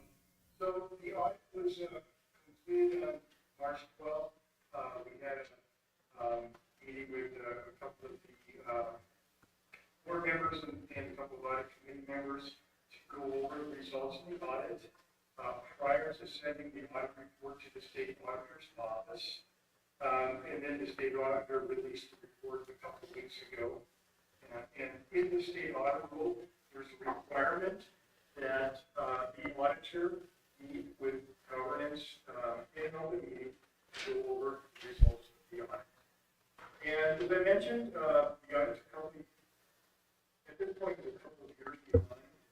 There was substantial turnover back in the 22 timeframe, 22 timeframe, which ultimately caused difficulties.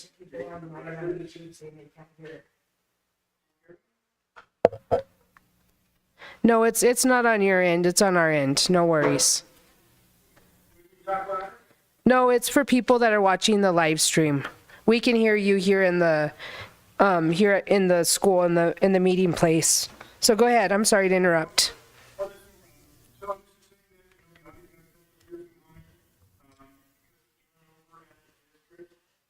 And which also resulted in the audit report having a disclaimer of audit opinion. So ultimately, because of the fact that we could not gain enough audit evidence on the numbers and financial statements themselves, our opinion had to be disclaimed upon, which means we could not offer an opinion on the financial statements even after all the work that was done on the audit working with Frank and his team. So ultimately, we did produce the financial statements, and there's some findings in the financial statements. The state auditor requires that we talk about and go through the audit findings, of which at this point, it's almost 3 years ago. So I know that there's been changes in the last 3 years, and we're hopeful that the 23 audit, it has kicked off. Hopefully, we'll get through that obviously much faster and be able to offer a better audit opinion. That'll really be, as we get through all the audit work and ultimately can conclude on the audit. Some takeaways, the audit itself, there's an audit opinion up front, and a couple of things there is that management has responsibilities and the auditor has responsibilities, that's discussed in the opinion, and management's responsibilities are to design an effective internal control structure, take responsibility for the financial statements, and the auditor's responsibility is to design their audit approach such that they conclude on whatever opinion that they offer. The audit itself started a little over 2 years ago, and it started back in the fall of 22, and there was a lot of back and forth for a long period of time. Ultimately, the conclusion was that a lot of the documents that we were looking for just simply could not be found. And then we also audited the federal programs, and we did actually do a clean opinion on the federal programs. We were able to find enough audit evidence related to the federal programs. The audit process itself is really 3 parts here at the district. The first part would be the financial statement audit. The second part would be the federal programs audit. And the third part would be the audit in accordance with the state audit rule. So the state audit rule has a number of tests that the auditors are to do, looking at things like procurement, looking at ERP and RHCA contributions to the pension plan and retiree health care plan. Things like the School Personnel Act, there's a number of requirements under that act that the district must follow, which we test that. So there's a whole bunch of different tests under the state audit rule. The report itself, it's almost 120 pages long, and the reason why the school district financial statements are so long is because every funding source of the school district practically ends up in its own separate fund, and that causes you to have a balance sheet and an income statement basically for every single fund. So there's state funds, there's federal funds, sometimes there's local funds, there's capital projects funds, there's debt service funds. So there's a whole number of different funds.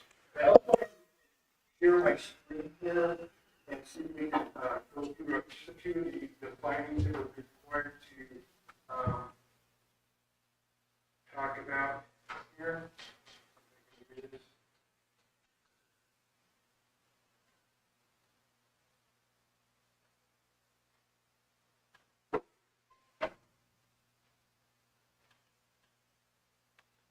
So we have here the financial statements themselves.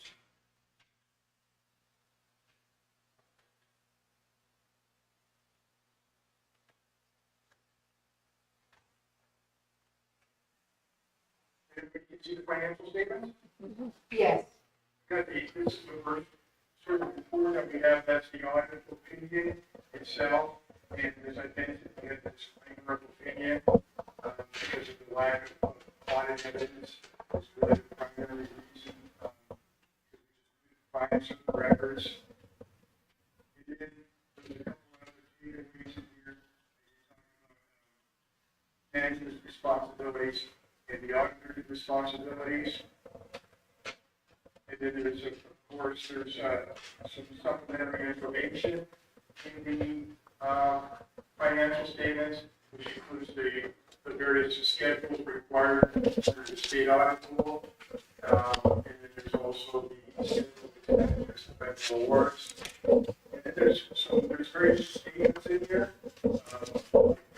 goal statements that pick up the debt and the capital projects.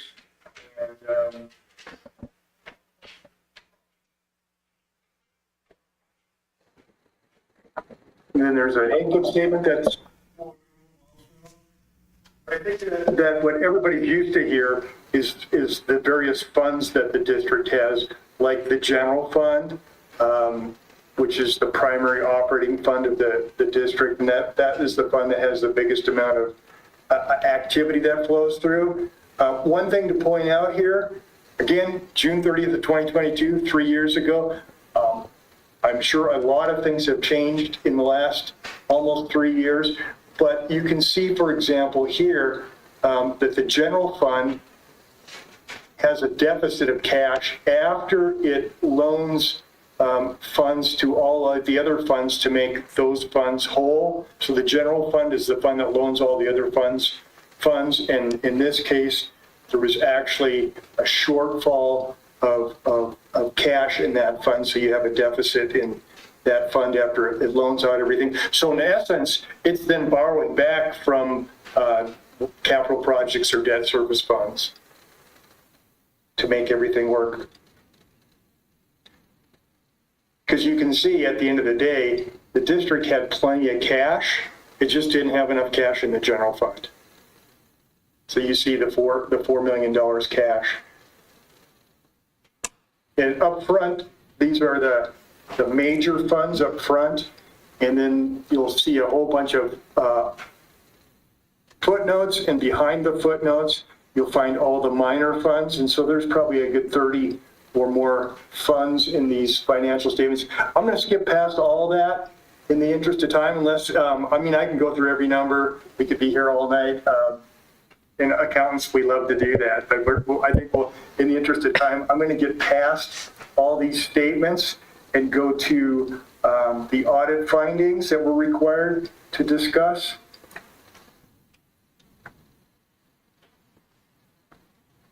So the next point is the report here that we have under government auditing standards, and it's a two-part report. It's on internal control and on compliance and other matters. And any findings that we have in either area, we do just identify them in summary. And so we do talk about some audit findings related to internal control and some audit findings related to compliance. And the district goes ahead and responds to those findings. And then we have the third report in here.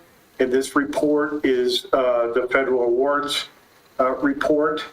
And it covers compliance and also internal control over compliance. And I think we did have one audit finding, and that's related to the late submission of the report to the Federal Audit Clearinghouse. You only have 9 months after year end to submit, otherwise it's late.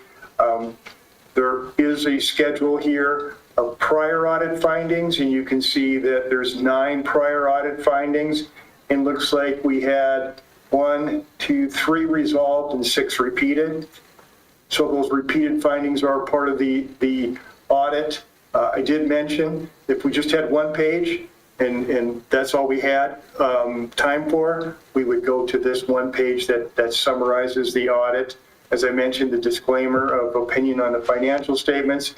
There are material weaknesses, significant deficiencies, material non-compliance. We're going to talk about that in a bit. We did have 1 significant deficiency on the federal awards. And then we did look at these 3 federal award programs, the Education Stabilization Fund, that's the ESSER funds, Comprehensive Literacy State Development, and the Child Nutrition Cluster. So we did look at and test 3 funds, three programs, I mean, and that was an unmodified opinion on those.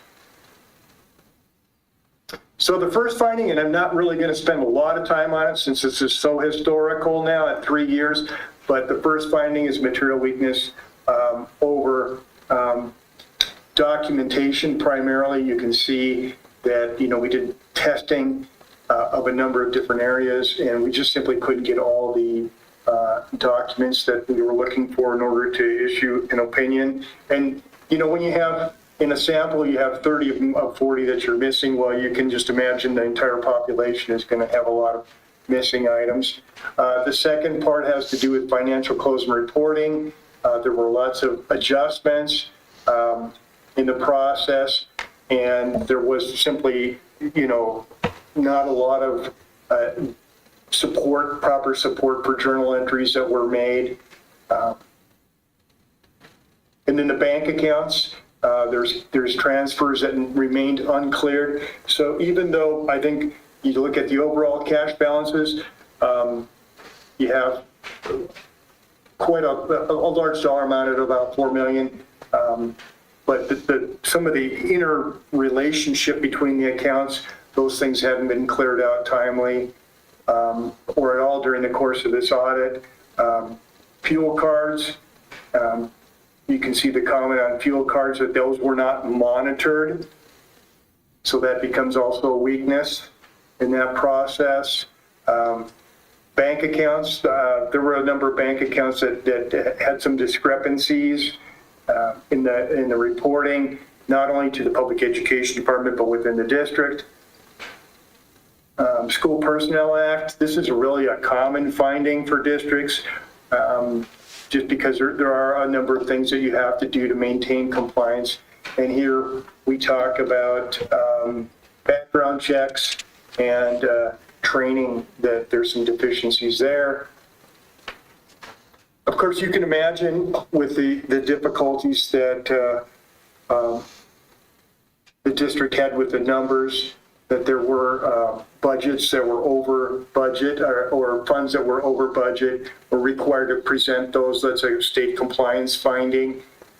You can see that the number of funds that were over budget during this time frame.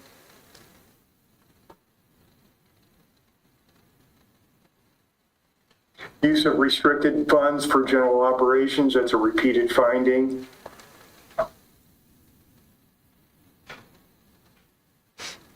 Certification of year-end inventory, that did not happen. And you can't certify an inventory 2 or 3 years later. You have to do it pretty close to year-end, right before, right after year-end. And that's something that that list is provided by the district to the board for them to ultimately certify it. And looks like we got a couple of more findings.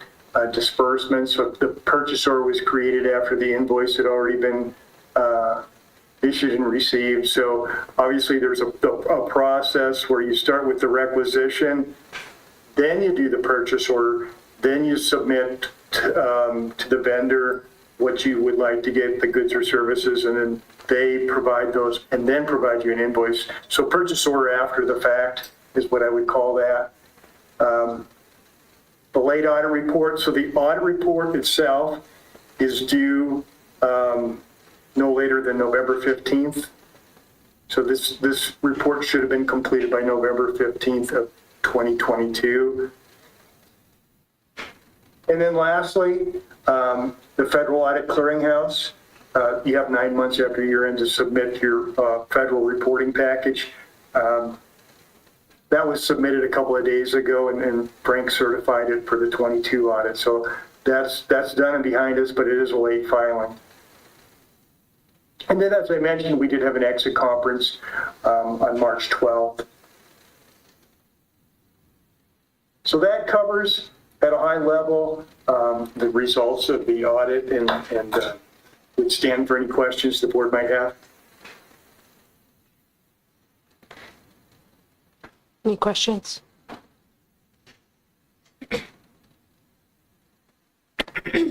There's no questions, but Frank, can you speak to some of the things that your office has done since this audit came out?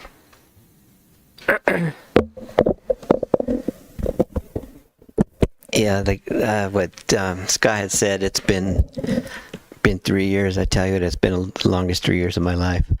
It's been a lot to get the district to where we're at now.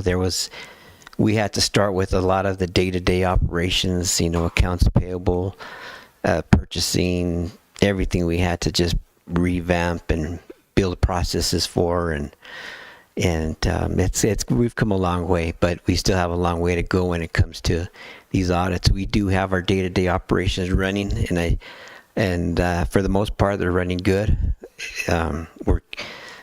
We've come a long way to get them to where we're at, so we're really working hard to keep them where they're at. So that takes a lot of the day-to-day operations, but we're working on the next audit. But right now, unfortunately, we've hit budget season where we're really kind of having to shift gears into budget.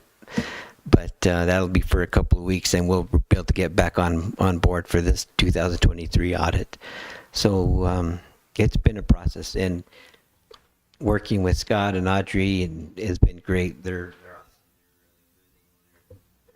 stuff, and it's been a good process all along. It's just been a lot of frustration on everybody's part. So, but we're getting there. Mr. Corey, anything you want to speak to? Well, same as what Mr. Ryan was just alluding to is, we knew we were behind coming in. And so trying to keep the day-to-day operations running also while catching up all the behinds, it's just difficult. And, as Mr. Ryan just said, I know there's probably many days Frank just probably shakes his head every time I walk in his office because I'm wanting to get audits done. I want to get the budget ready for next year. I want to get all these things ready, and we need to get it done and now, but there's only so much capacity that our district has. And so, we have to be mindful of, and we've worked with great people and understanding people too, even with the New Mexico PED, being understanding and allowing us to get through this. So I just appreciate all the hard work by all involved. To finally get 22 wrapped up. 22 was the one, it was a mess. And so I'm thinking 23 and 24, it's going to be a lot more streamlined process and hopefully go a lot faster.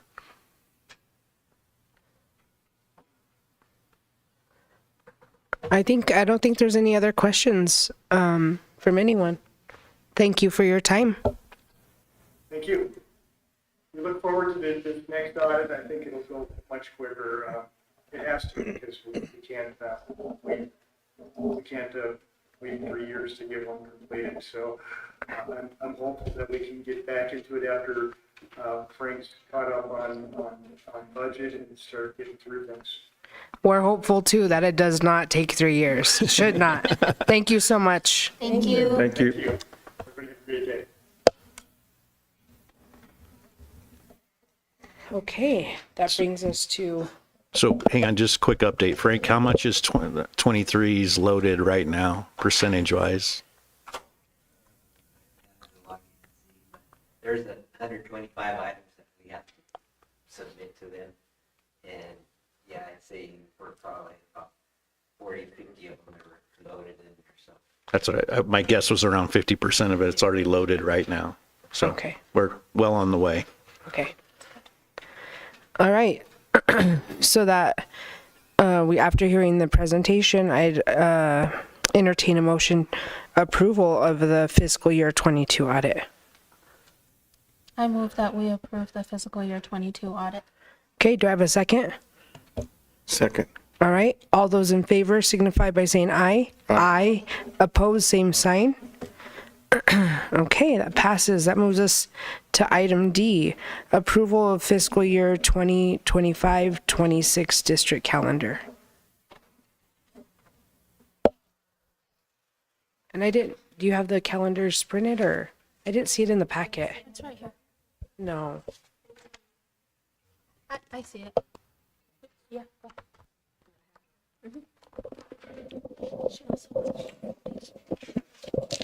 It's quite a bit. I should put the voting too in there.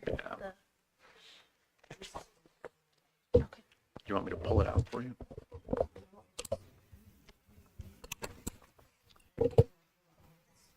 Even after it's split, the thing is too big.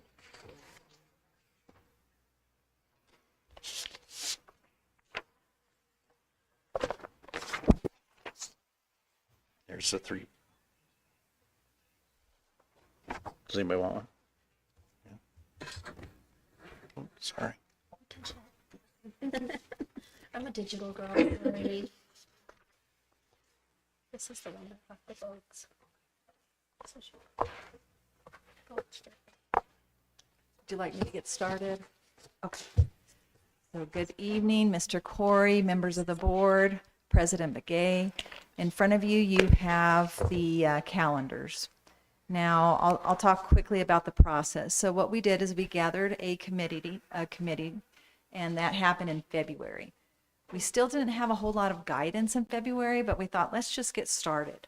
And really what we wanted to do is, let's talk about our holidays. Let's talk about whether we wanted fall break or not. And so you can see that we sent out calendar A, one with a fall break, and calendar B, no fall break. And at the top, that is the teacher vote. So we had 44 teachers wanted fall break, and 78 teachers did not want fall break. Then we went ahead and put it on ThrillShare platform, and then also on our Facebook platform. Some people did double vote. I saw that, but we took that out because people vote with their email. So you can see that the option down there, we had the community, we had about 268 responses. And fall break, we had 45% wanted fall break, and 54 did not want fall break. So we had a good template to run off of, right? Then we had our spring budget committee, our spring budget conference, and that was in April. And I told the calendar committee, this might change, right? After we get more guidance at the spring budget. So we did get more guidance. And so we came back with, if we want more funding for out of school time, we want more funding for high dosage tutoring, we need to be a straight 4-day calendar. Okay. So then what we did is we put it in the template, and because PED provides a template, a working template, and we were able to come up with a pretty decent calendar that allowed us to get extra funding for out of school time and high dosage tutoring. So we sent that back, and you can see in your packet you have a straight 4-day calendar, and then you have the hybrid calendar, which is some 5-day and some 4 days. And again, both those calendars do not have fall break, because remember, the first go around, the parents and the staff voted, they don't want fall break, right? So then we went ahead and we went back to the community, we went back to the teachers, we did another vote. And you can see nobody wanted the hybrid calendar. And again, we thought that would be the case, but again, we have to go back and do the vote again. So we had all teachers vote on a 4-day. Then we put it back to the community again for a revote. And I know I read some of the comments were like, well, aren't we going to vote on fall break? We already voted on fall break. We did, you can tell that the community, it was 10% higher, that they did not want fall break. So what we were voting on was not fall break, but whether they wanted a hybrid calendar or they wanted the straight 4-day. So 85% of the community wanted a straight 4-day, and that was 371 responses. So in front of you, you have the straight 4-day calendar. And that puts us at 163 staff contract days and 154 student instructional days. Any questions?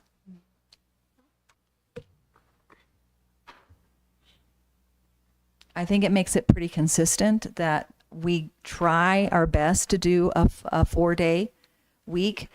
And right now we have no wiggle room if we have a snow day. So if we do have a snow day, we will have the students attend on the Friday. So staff will still be required to work a Friday a month? Not necessarily. If you look at April, there's no Fridays there. It just depends. Think of it as a 4-day instructional calendar, right? Because if you have a PD day in there, we probably will add a Friday there. So if you have a green day there, then there'll be 4 instructional days. So in January, if you see January 5th, right, that's a PD day. So we have to add those 4 days for instruction. So that's 4 days there.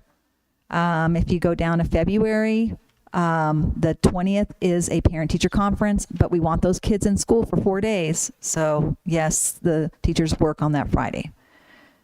But if we have no PD or no parent conference, then they're a 4-day work week. On November 7th, what day is that? It's like a salmon color or? Yeah, I'm sorry. It was me. I accidentally couldn't find the right orange. Okay, I was like losing my mind. I'm like, why is that? Why is there not that on the Believe key? me, And I was like, what day is that? I will make it pretty. Yes, it should be the same color, the same orange. All right. But it is mandatory that we take the voting day off. It is a mandate now, so that we had to make that a 4-day instructional day. Okay. Any questions? Just a comment, I mean, just what I get from some of the constituents is they find it hard to get daycare during that fall break area. And they struggle with their personal work and stuff like that to get that additional time off. And that's why they strictly They did not want the fall breaks. Well, yes, you can tell. And at that meeting, the teachers were pretty clear Adamant. that they didn't want the fall break either if they Right. had the Fridays off. Right. Well, you can tell we had a lot of people vote. 368 people. That's a lot. Mhm. When we had Teacher of the Year candidates out there, we had maybe 100 people vote.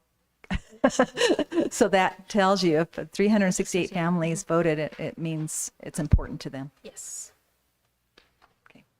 All right, so Thank that you. moves us to so we're gonna approve calendar B. Straight 4-day. So I'll entertain a motion to approve. I move that we approve calendar B, the straight 4-day calendar with no fall break. Okay, do I have a second? Second. All right, all those in favor signify by saying aye. Aye. Aye. Opposed, same sign. All right, that passes. That moves us to item E, approval of the 2025-26 board meeting calendar.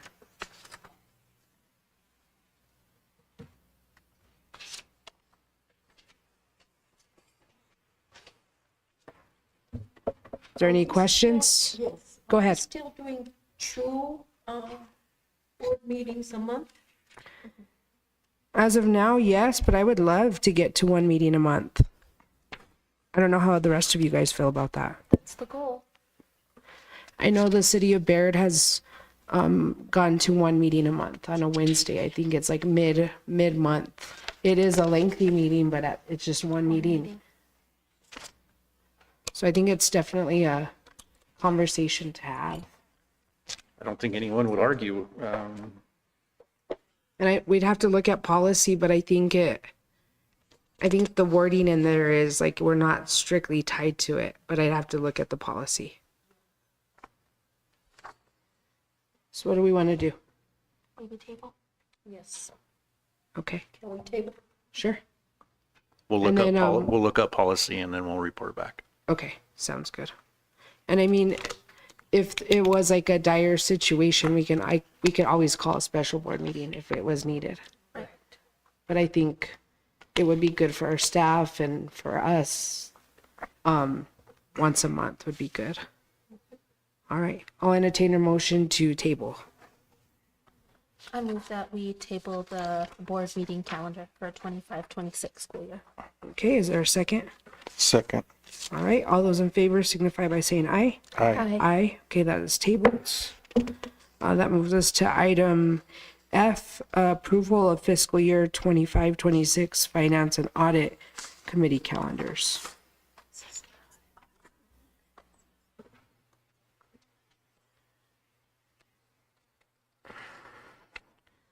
I too in finance would like to get down to 1 meeting a month.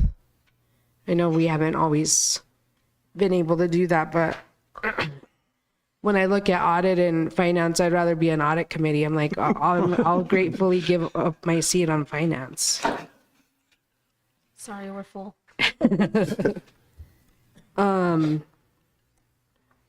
So can we have a discussion about it before we approve this, if that's a possibility?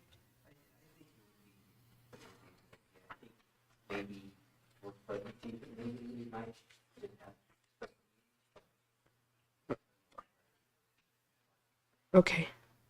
So could you maybe, we can table and maybe we can set up something, Charlene, for just once a month for finance. And then maybe we can set up for near budget 2 meetings. And then just near the budget time. Frank, just a quick question. If we transition to 1 a month, is you think an hour is a sufficient time or just? I don't think an hour is sufficient. I mean, like our last meeting, I was the only one that attended and we were at an hour, but it was lengthy. There was like 9 items.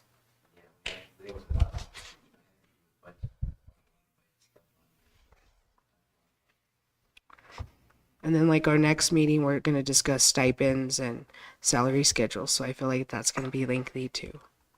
And we're going to probably need to move that meeting to next week, maybe Monday of next week. We have the Teacher of the Year banquet next week. So I'm just saying, I know what I need to get done. I'm going to need that stuff quickly here. Okay. So I was going to get that out tomorrow to see if we can get a meeting in next week to approve this salary schedules and the stipends so we can get contracts ready. Okay. So we need to call a special meeting. Okay. All right.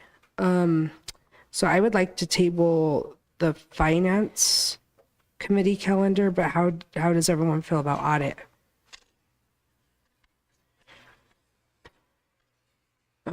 Emery and Angelina. It works for me. Okay. All right. So I'd entertain a motion to table finance calendar. So let's do that vote first. I'll entertain a motion. I move that we table the finance committee calendar. Okay, do I have a second? Second. All right, all those in favor signify by saying aye. Aye. Aye. Opposed, same sign. Okay, that will be tabled. Now I'd like to entertain a motion to approve the audit committee calendar.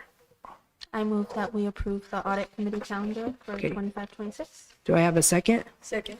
All right, all those in favor signify by saying aye. Aye. Opposed, same sign. All right. That moves us to item G, approval of bills. Like I stated earlier, we had a finance committee meeting. We went through the bills. Looks like maintenance got a bunch of new vehicles that were much needed. What else did I ask questions about? Some curriculum, contractors.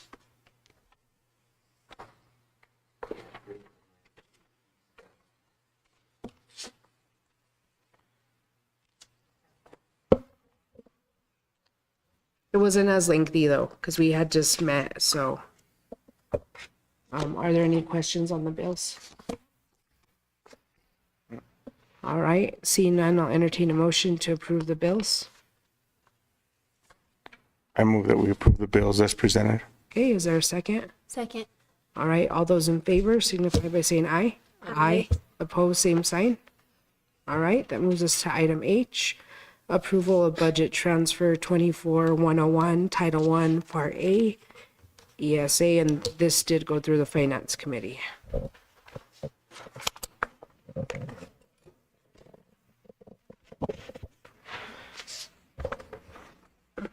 Okay, this first budget transfer you have here is for the Title I fund, and it is for, we're moving money from one function to another, from the 2100 function to the 2200 function, in the amount of $24,000, and that's to cover the cost of professional development for teachers.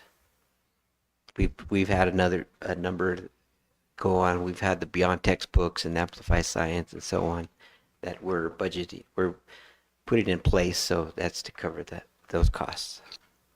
Okay, any questions? Seeing none, I'll entertain a motion to approve.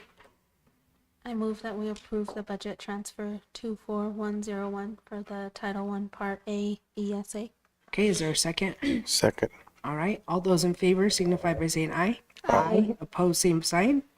All right, that's approved. That moves us to item I, approval of budget transfer 24106, entitlement IDEA-B.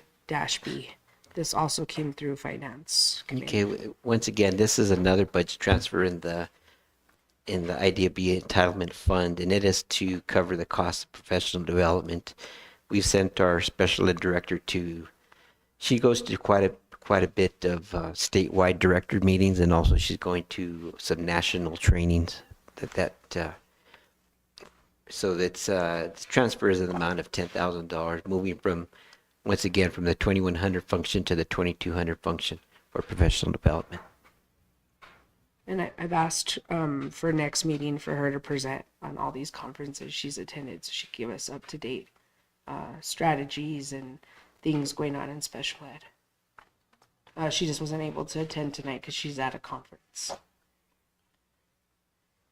Any other questions?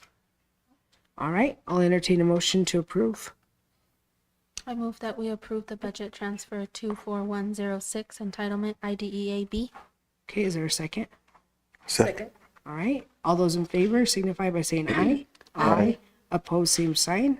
It's passed. Item J, approval of budget transfer 24154, teacher slash principal training and recruiting. This also went before finance.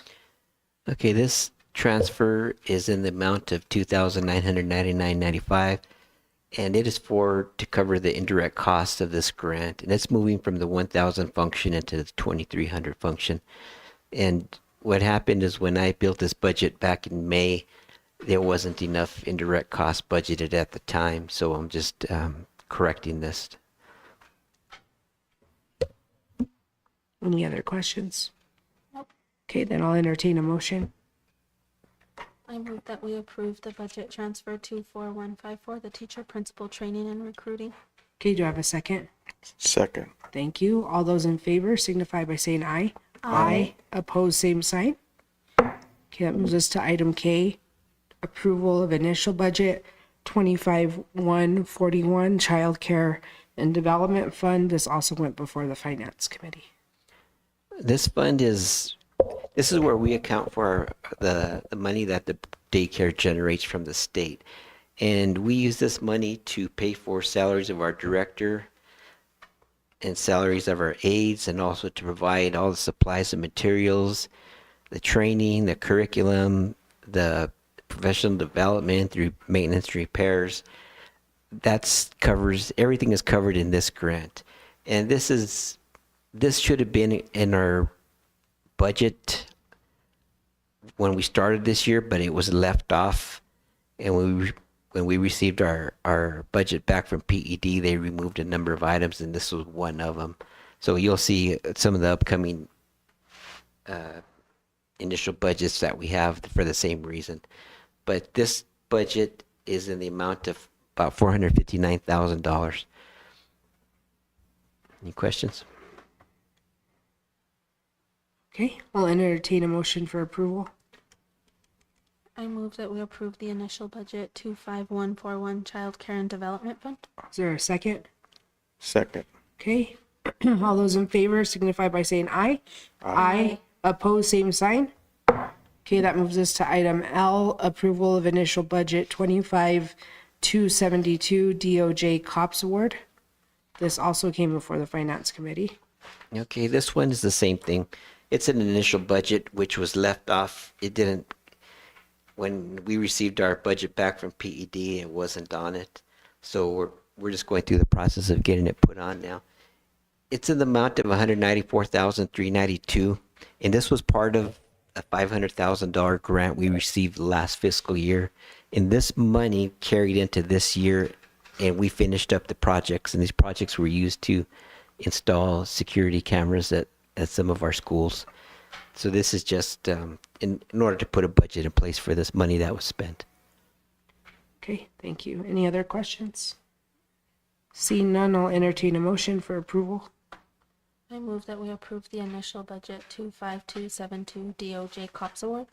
Okay, is there a second? Second. All right, all those in favor signify by saying aye. Aye. Opposed, same sign. Okay, that moves us to item M, approval of budget transfer 27149, our pre-K initiative. This also came before the Finance Committee. Okay, this one is a transfer of $1,000, and it's just going from one function to another, the 2200 function to the 2300 function. And this $1,000 is used for, we have put some radio ads and we'll also put some newspaper ads to recruit for our pre-K programs. And this line, this object code of advertising, it's only one function that it could be used in, and that's the 2300 function. So that's why we're having to move money to cover the cost of advertising for next year. Any questions? Seeing none, I'll entertain a motion to approve. I move that we approve the budget transfer 27149 pre-K initiative. Is there a second? Second. All right, all those in favor signify by saying aye. Aye. Opposed, same sign. All right, that moves us to item N, approval of initial budget 27-153, extended learning transportation. This also came before the Finance Committee.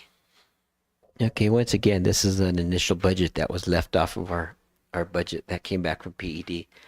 And this one is for a cash balance that we've been carrying. And it's for, like the name says, extended learning transportation. And what we used it for this year was on the summer reading program. PED really cut us short on transportation. So luckily we had this money to fall back on. So that's where this money was used for, to cover the busing for the summer program. Any other questions? I'll entertain a motion for approval. I move that we approve the initial budget 27153, the extended learning transportation. Do I have a second? Second. All right, all those in favor signify by saying aye. Aye. Opposed, same sign. That's approved. That moves us to item O, approval of budget transfer 27552, CTE statewide innovation zones, regular or REG 2022 HB2 P200 item 108.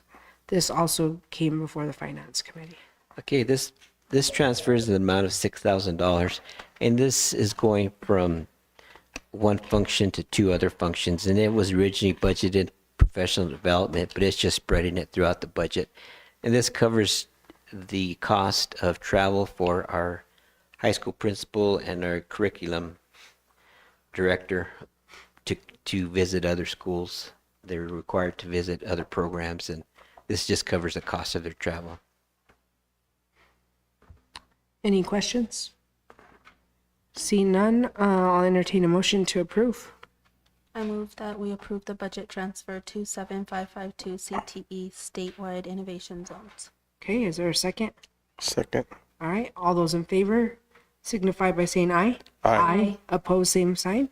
All right, item P, approval of initial budget 31900, Ed Technology Equipment Act.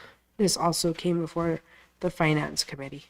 Okay, this is the initial budget in the amount of $1,145,000. We sold educational technology notes earlier this year, and these were the proceeds of the notes. And it's just creating a budget for that money, and it will be used for a number of items, such as there's been computer replacements, there's been Chromebook replacements, there's maintenance to our infrastructure, and a lot of other hardware and software that have been put into place. So that's creating this budget for the year. Any other questions? Seeing none, I'll entertain a motion to approve. I move that we approve the initial budget 31900, the Education Technology Equipment Act. Okay, is there a second?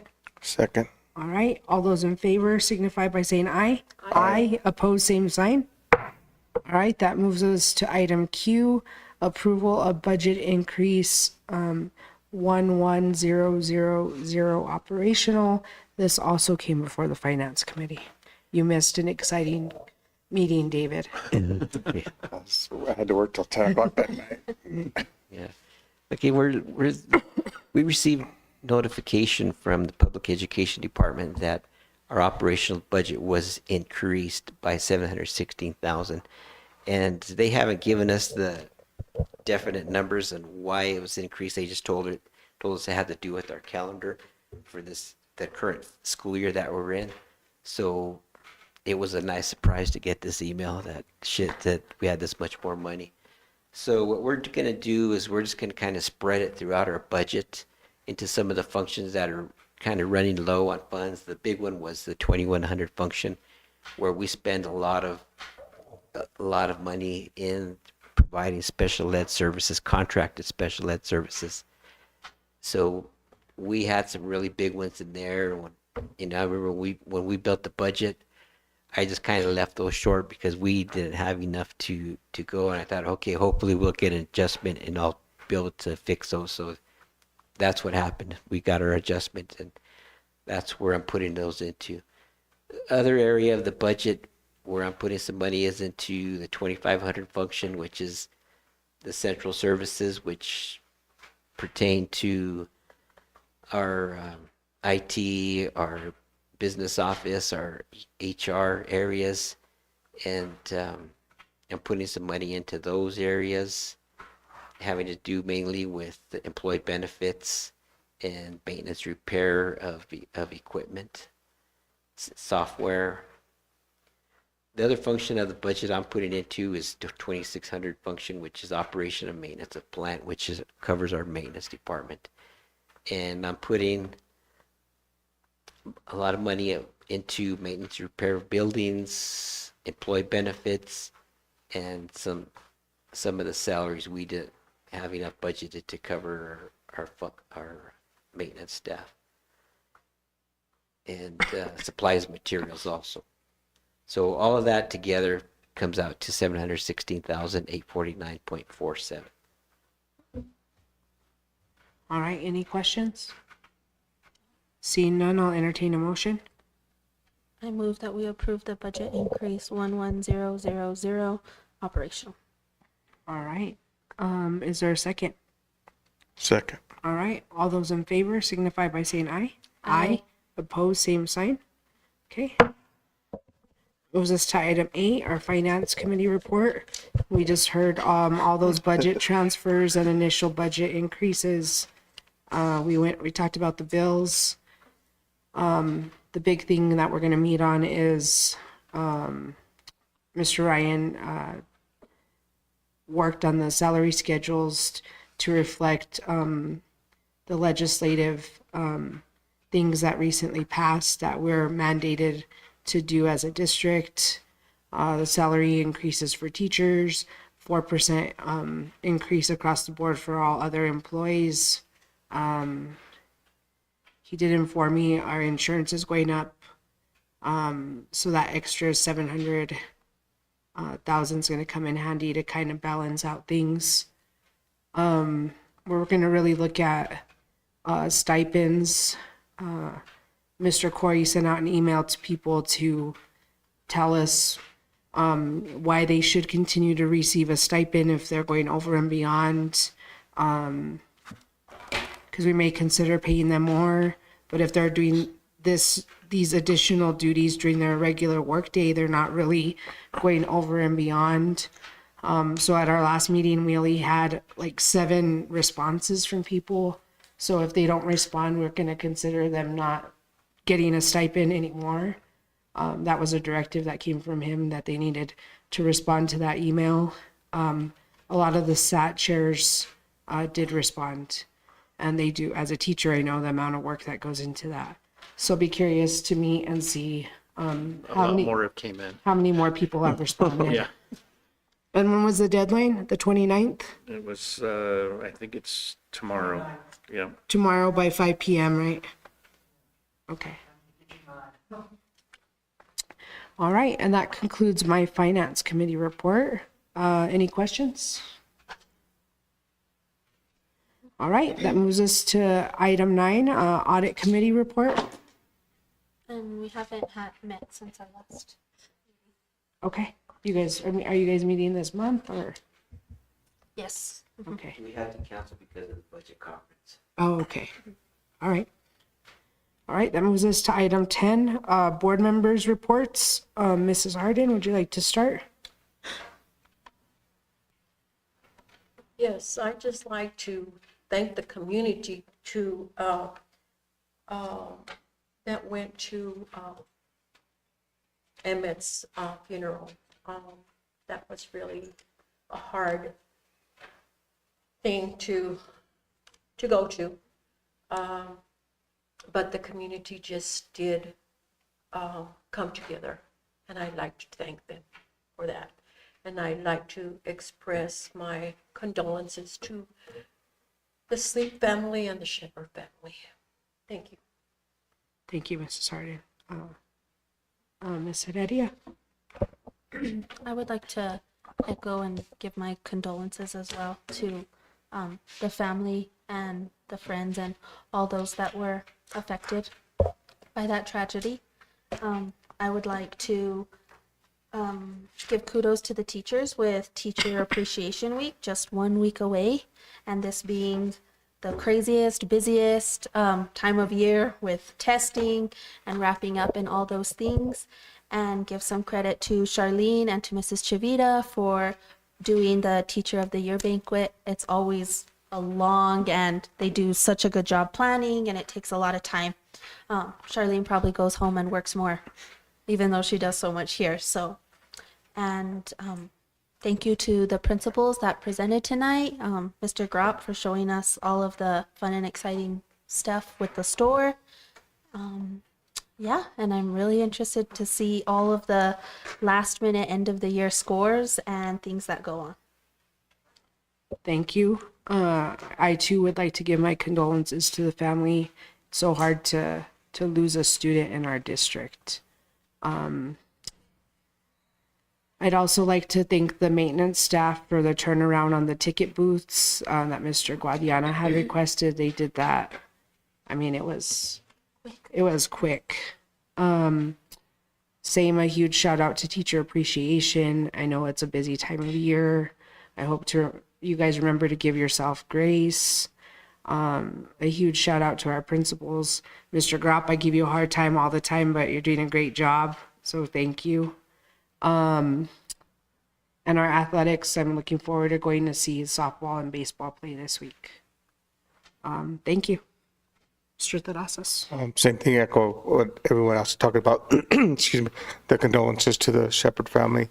And just again, thank you to all the presenters tonight. You know, Mr. Stevens from Innovation. I mean, that was pretty impressive. I mean, I didn't realize we had that many kids in the system. Mr. Gropp, Mrs. Ogas, Mrs. Tau. Again, every meeting that we come to and we get the presentations, it seems like the numbers that we see is always on the positive side with students, and then always commending their staff for the great job that they're doing day in and day out, right? So the district is headed in the right direction, and that's exactly where we as board members want to continue to see, you know, every time somebody presents to us. So thank you. All right, thank you. That moves us to item 11, our superintendent's report. Item A, the DOT project update. And I asked about this. So what happened, we went out to bid and received multiple bids, but the numbers were very high. I think it was actually around $130,000. We reached out and found out that they're only awarding about $20,000. So we did a quick reset and came back and found a project. We actually got a bid for working on the high school parking lot as far as the potholes and all of the cracks there. The company that we were working with, dragging their feet a little bit, finally got us the bid, but it was late. And we went ahead and submitted anyways, but we were 2 days behind on the submission. And so they did not accept our application. So we missed out on that one as far as trying, and I'm going to go memory on this. I think one of the days they came out to do the bid was the same day we locked the high school down, and they weren't allowed on campus that day. So there was a couple little factors that popped in there that I think did not help us. So we were late on that submission because we were late on receiving the bid. That's very disappointing and frustrating to hear, especially with how much notice DOT gave us. And so I hope going forward, I understand, you know, when it comes down to it, but they sent a lot of emails, and I know because I was copied on a lot of those emails, and they do a match. So I hope going forward, our maintenance person will keep that in mind, maybe have a list of projects and some current bids when we get to that application window. Because we really lost out. I think that parking lot would have been a great project. I think it was a good learning lesson. But thank you for the update. Yep. Item B, innovation zone visits update. This was also mine. Like I said at the last finance meeting, was a huge eye opener. And I didn't know our staff was attending these amazing school sites. I didn't know it was part of their grant. I didn't know all this. So it was a huge learning experience for me. And I'm like, well, they need to come share the knowledge with us and tell us the cool things that they're doing. Okay, well, we are doing some cool things. Thank God for innovation zones. Now, with the innovation zones application, one of the questions they ask, it hasn't been released yet, but one of the questions is, how many times have you attended a community of practice for innovation zones? So we have to list the times we attend and where we attended. With that, I can proudly say there's 2 innovation zone cohorts that they offer. One is called Innovation Alignment Cohort. That's sponsored by Los Alamos National Labs. And then they offer another cohort, which is called Innovation Zones, and that's sponsored by Future Focused Education. So I am proud to say we attend all of them in both the cohorts.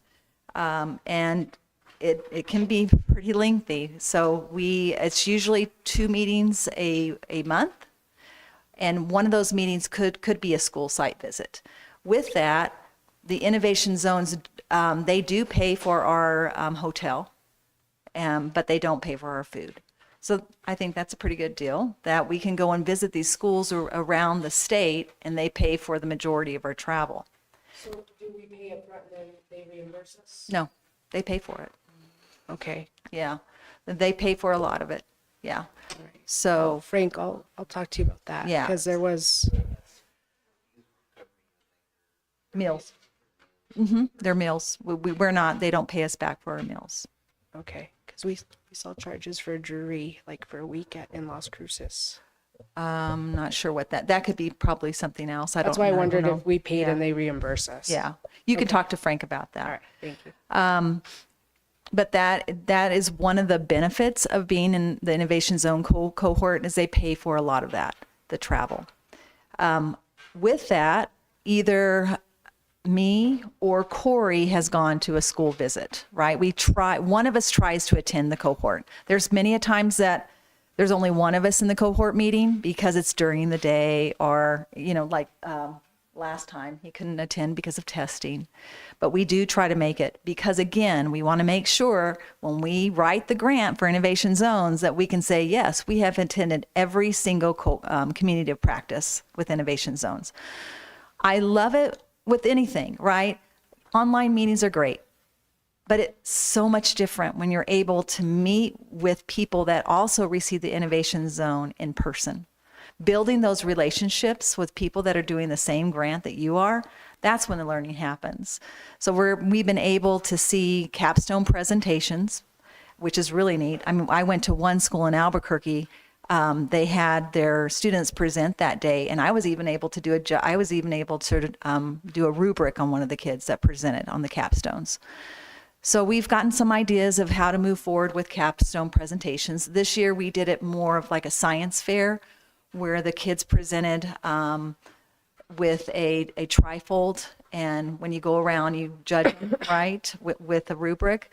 But I think next year we'll try to do it with more of a presentation type of thing, where we have kids scheduled for a certain time, and then we have several people come and judge.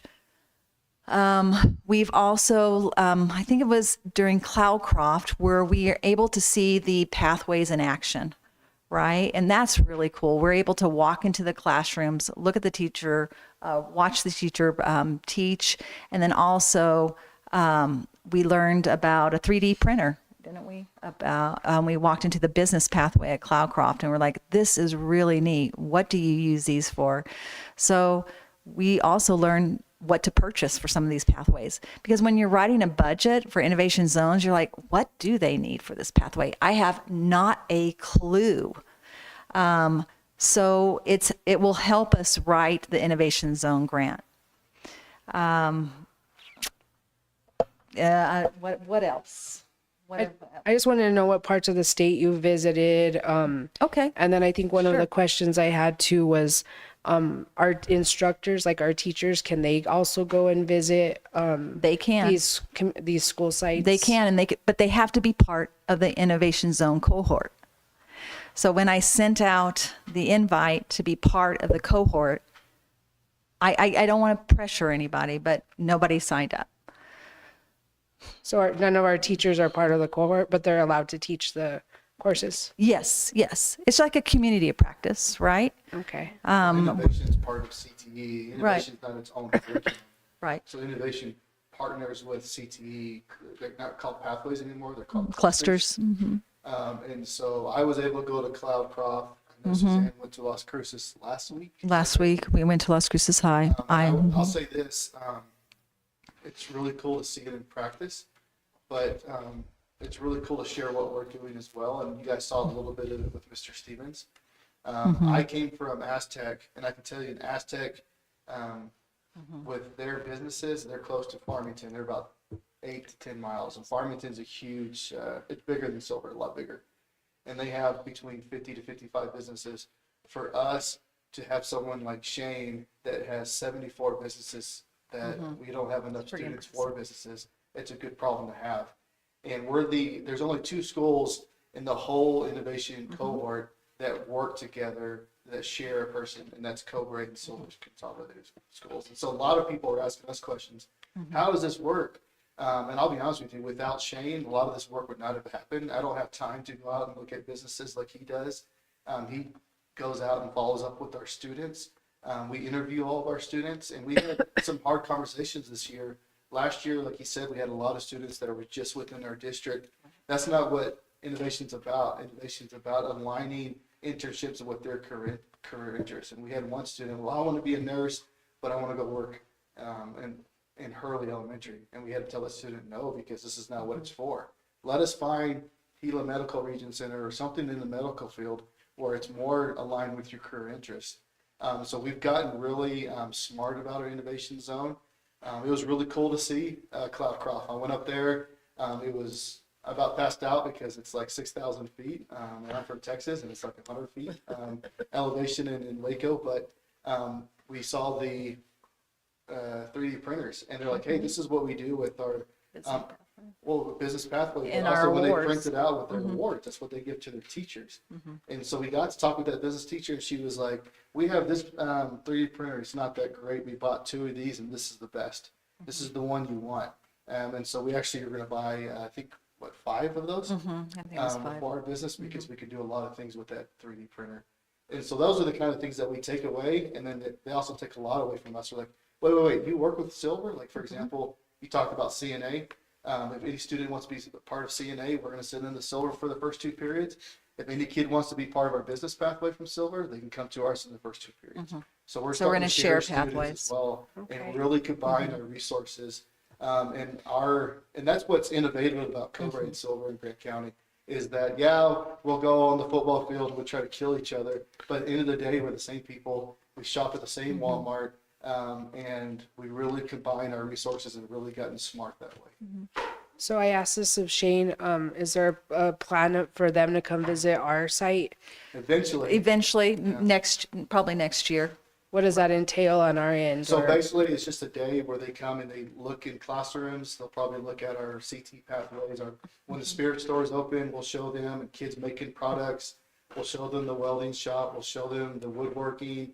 And then actually have student panel. Oh, that was the best best. day, where students came and they talked about what it meant for them being an innovation kind of thing. And then that's what we wanted you to hear from Shane today. It's like, Shane, you can present a little bit, but we want the kids to be here.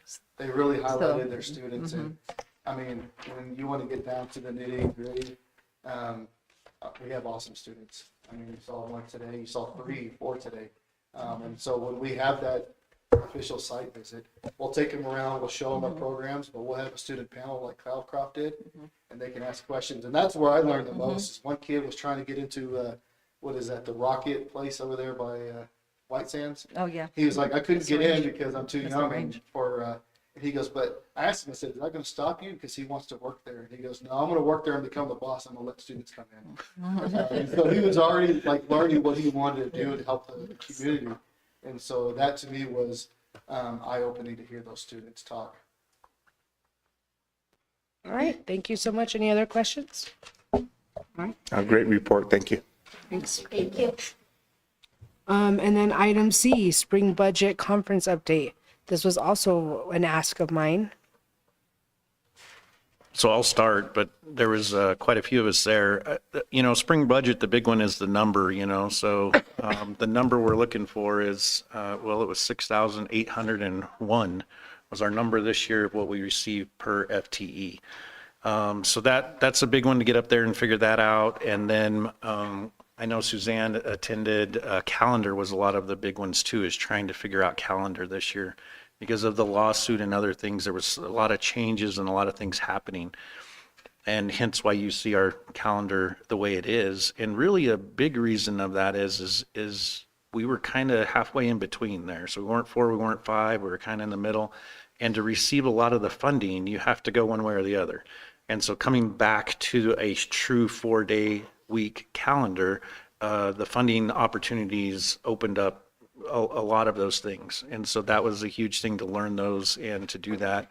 The other one for me, a big one, was actually connections. And so of course, this coming year, we're going to go out for our bond, and we're planning our new high school and possibly high school, middle school project. I made some connections up there with some of the people that can assist us in that project.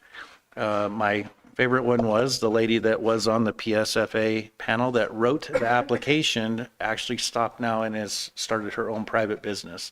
And as soon as she saw me, she's like, I've wanted to talk to you, and here's my new business card. And nothing better than having the person that wrote the application help you be able to make sure you're going through that process correctly. I know later we made another connection on the other side as far as the design and that process. So I think sometimes just the going up and meeting the people, you'll get those connections that are going to help you tenfold coming back. So that was some of my big ones. Frank, do you have any to report?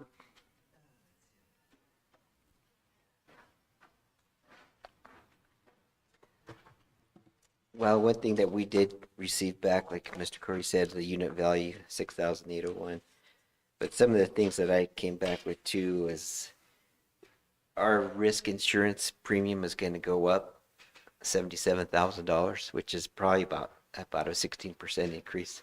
So we're looking at an additional cost there. Our health insurance is going up 9.95%. Our dental insurance is going up 4%. So these two items together will cost the district about $132,000. And we are required to give a 4% salary increase. We have the minimum in place for teacher level 1, 2, 3 that we will implement. Once again, a lot of information on the calendars, and so that's about. I did bring back a few more items like our education retirement board. Right now, retirees can come back and earn $15,000. That's going to increase to $25,000 that they can earn in a year without being penalized. Another thing too, the return to work. Right now, it's capped at 36 months. A retiree can come back to work. They can work 36 months, and that's it at full salary. They've extended that out to 60 months so that they could work for 5 years after retirement.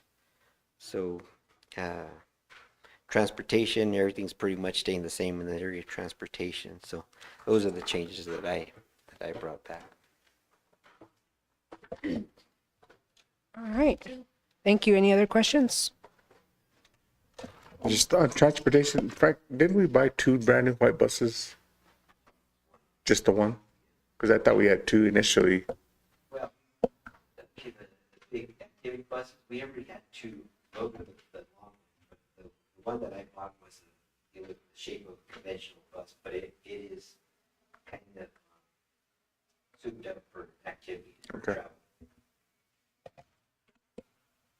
All right, that moves us to item D, fundraisers.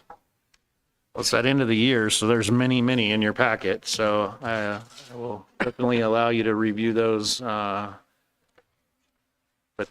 it seems like there's a large quantity at this time. All right.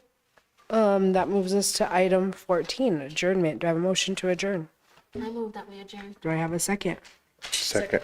All right, we are adjourned at 7:46 p.m.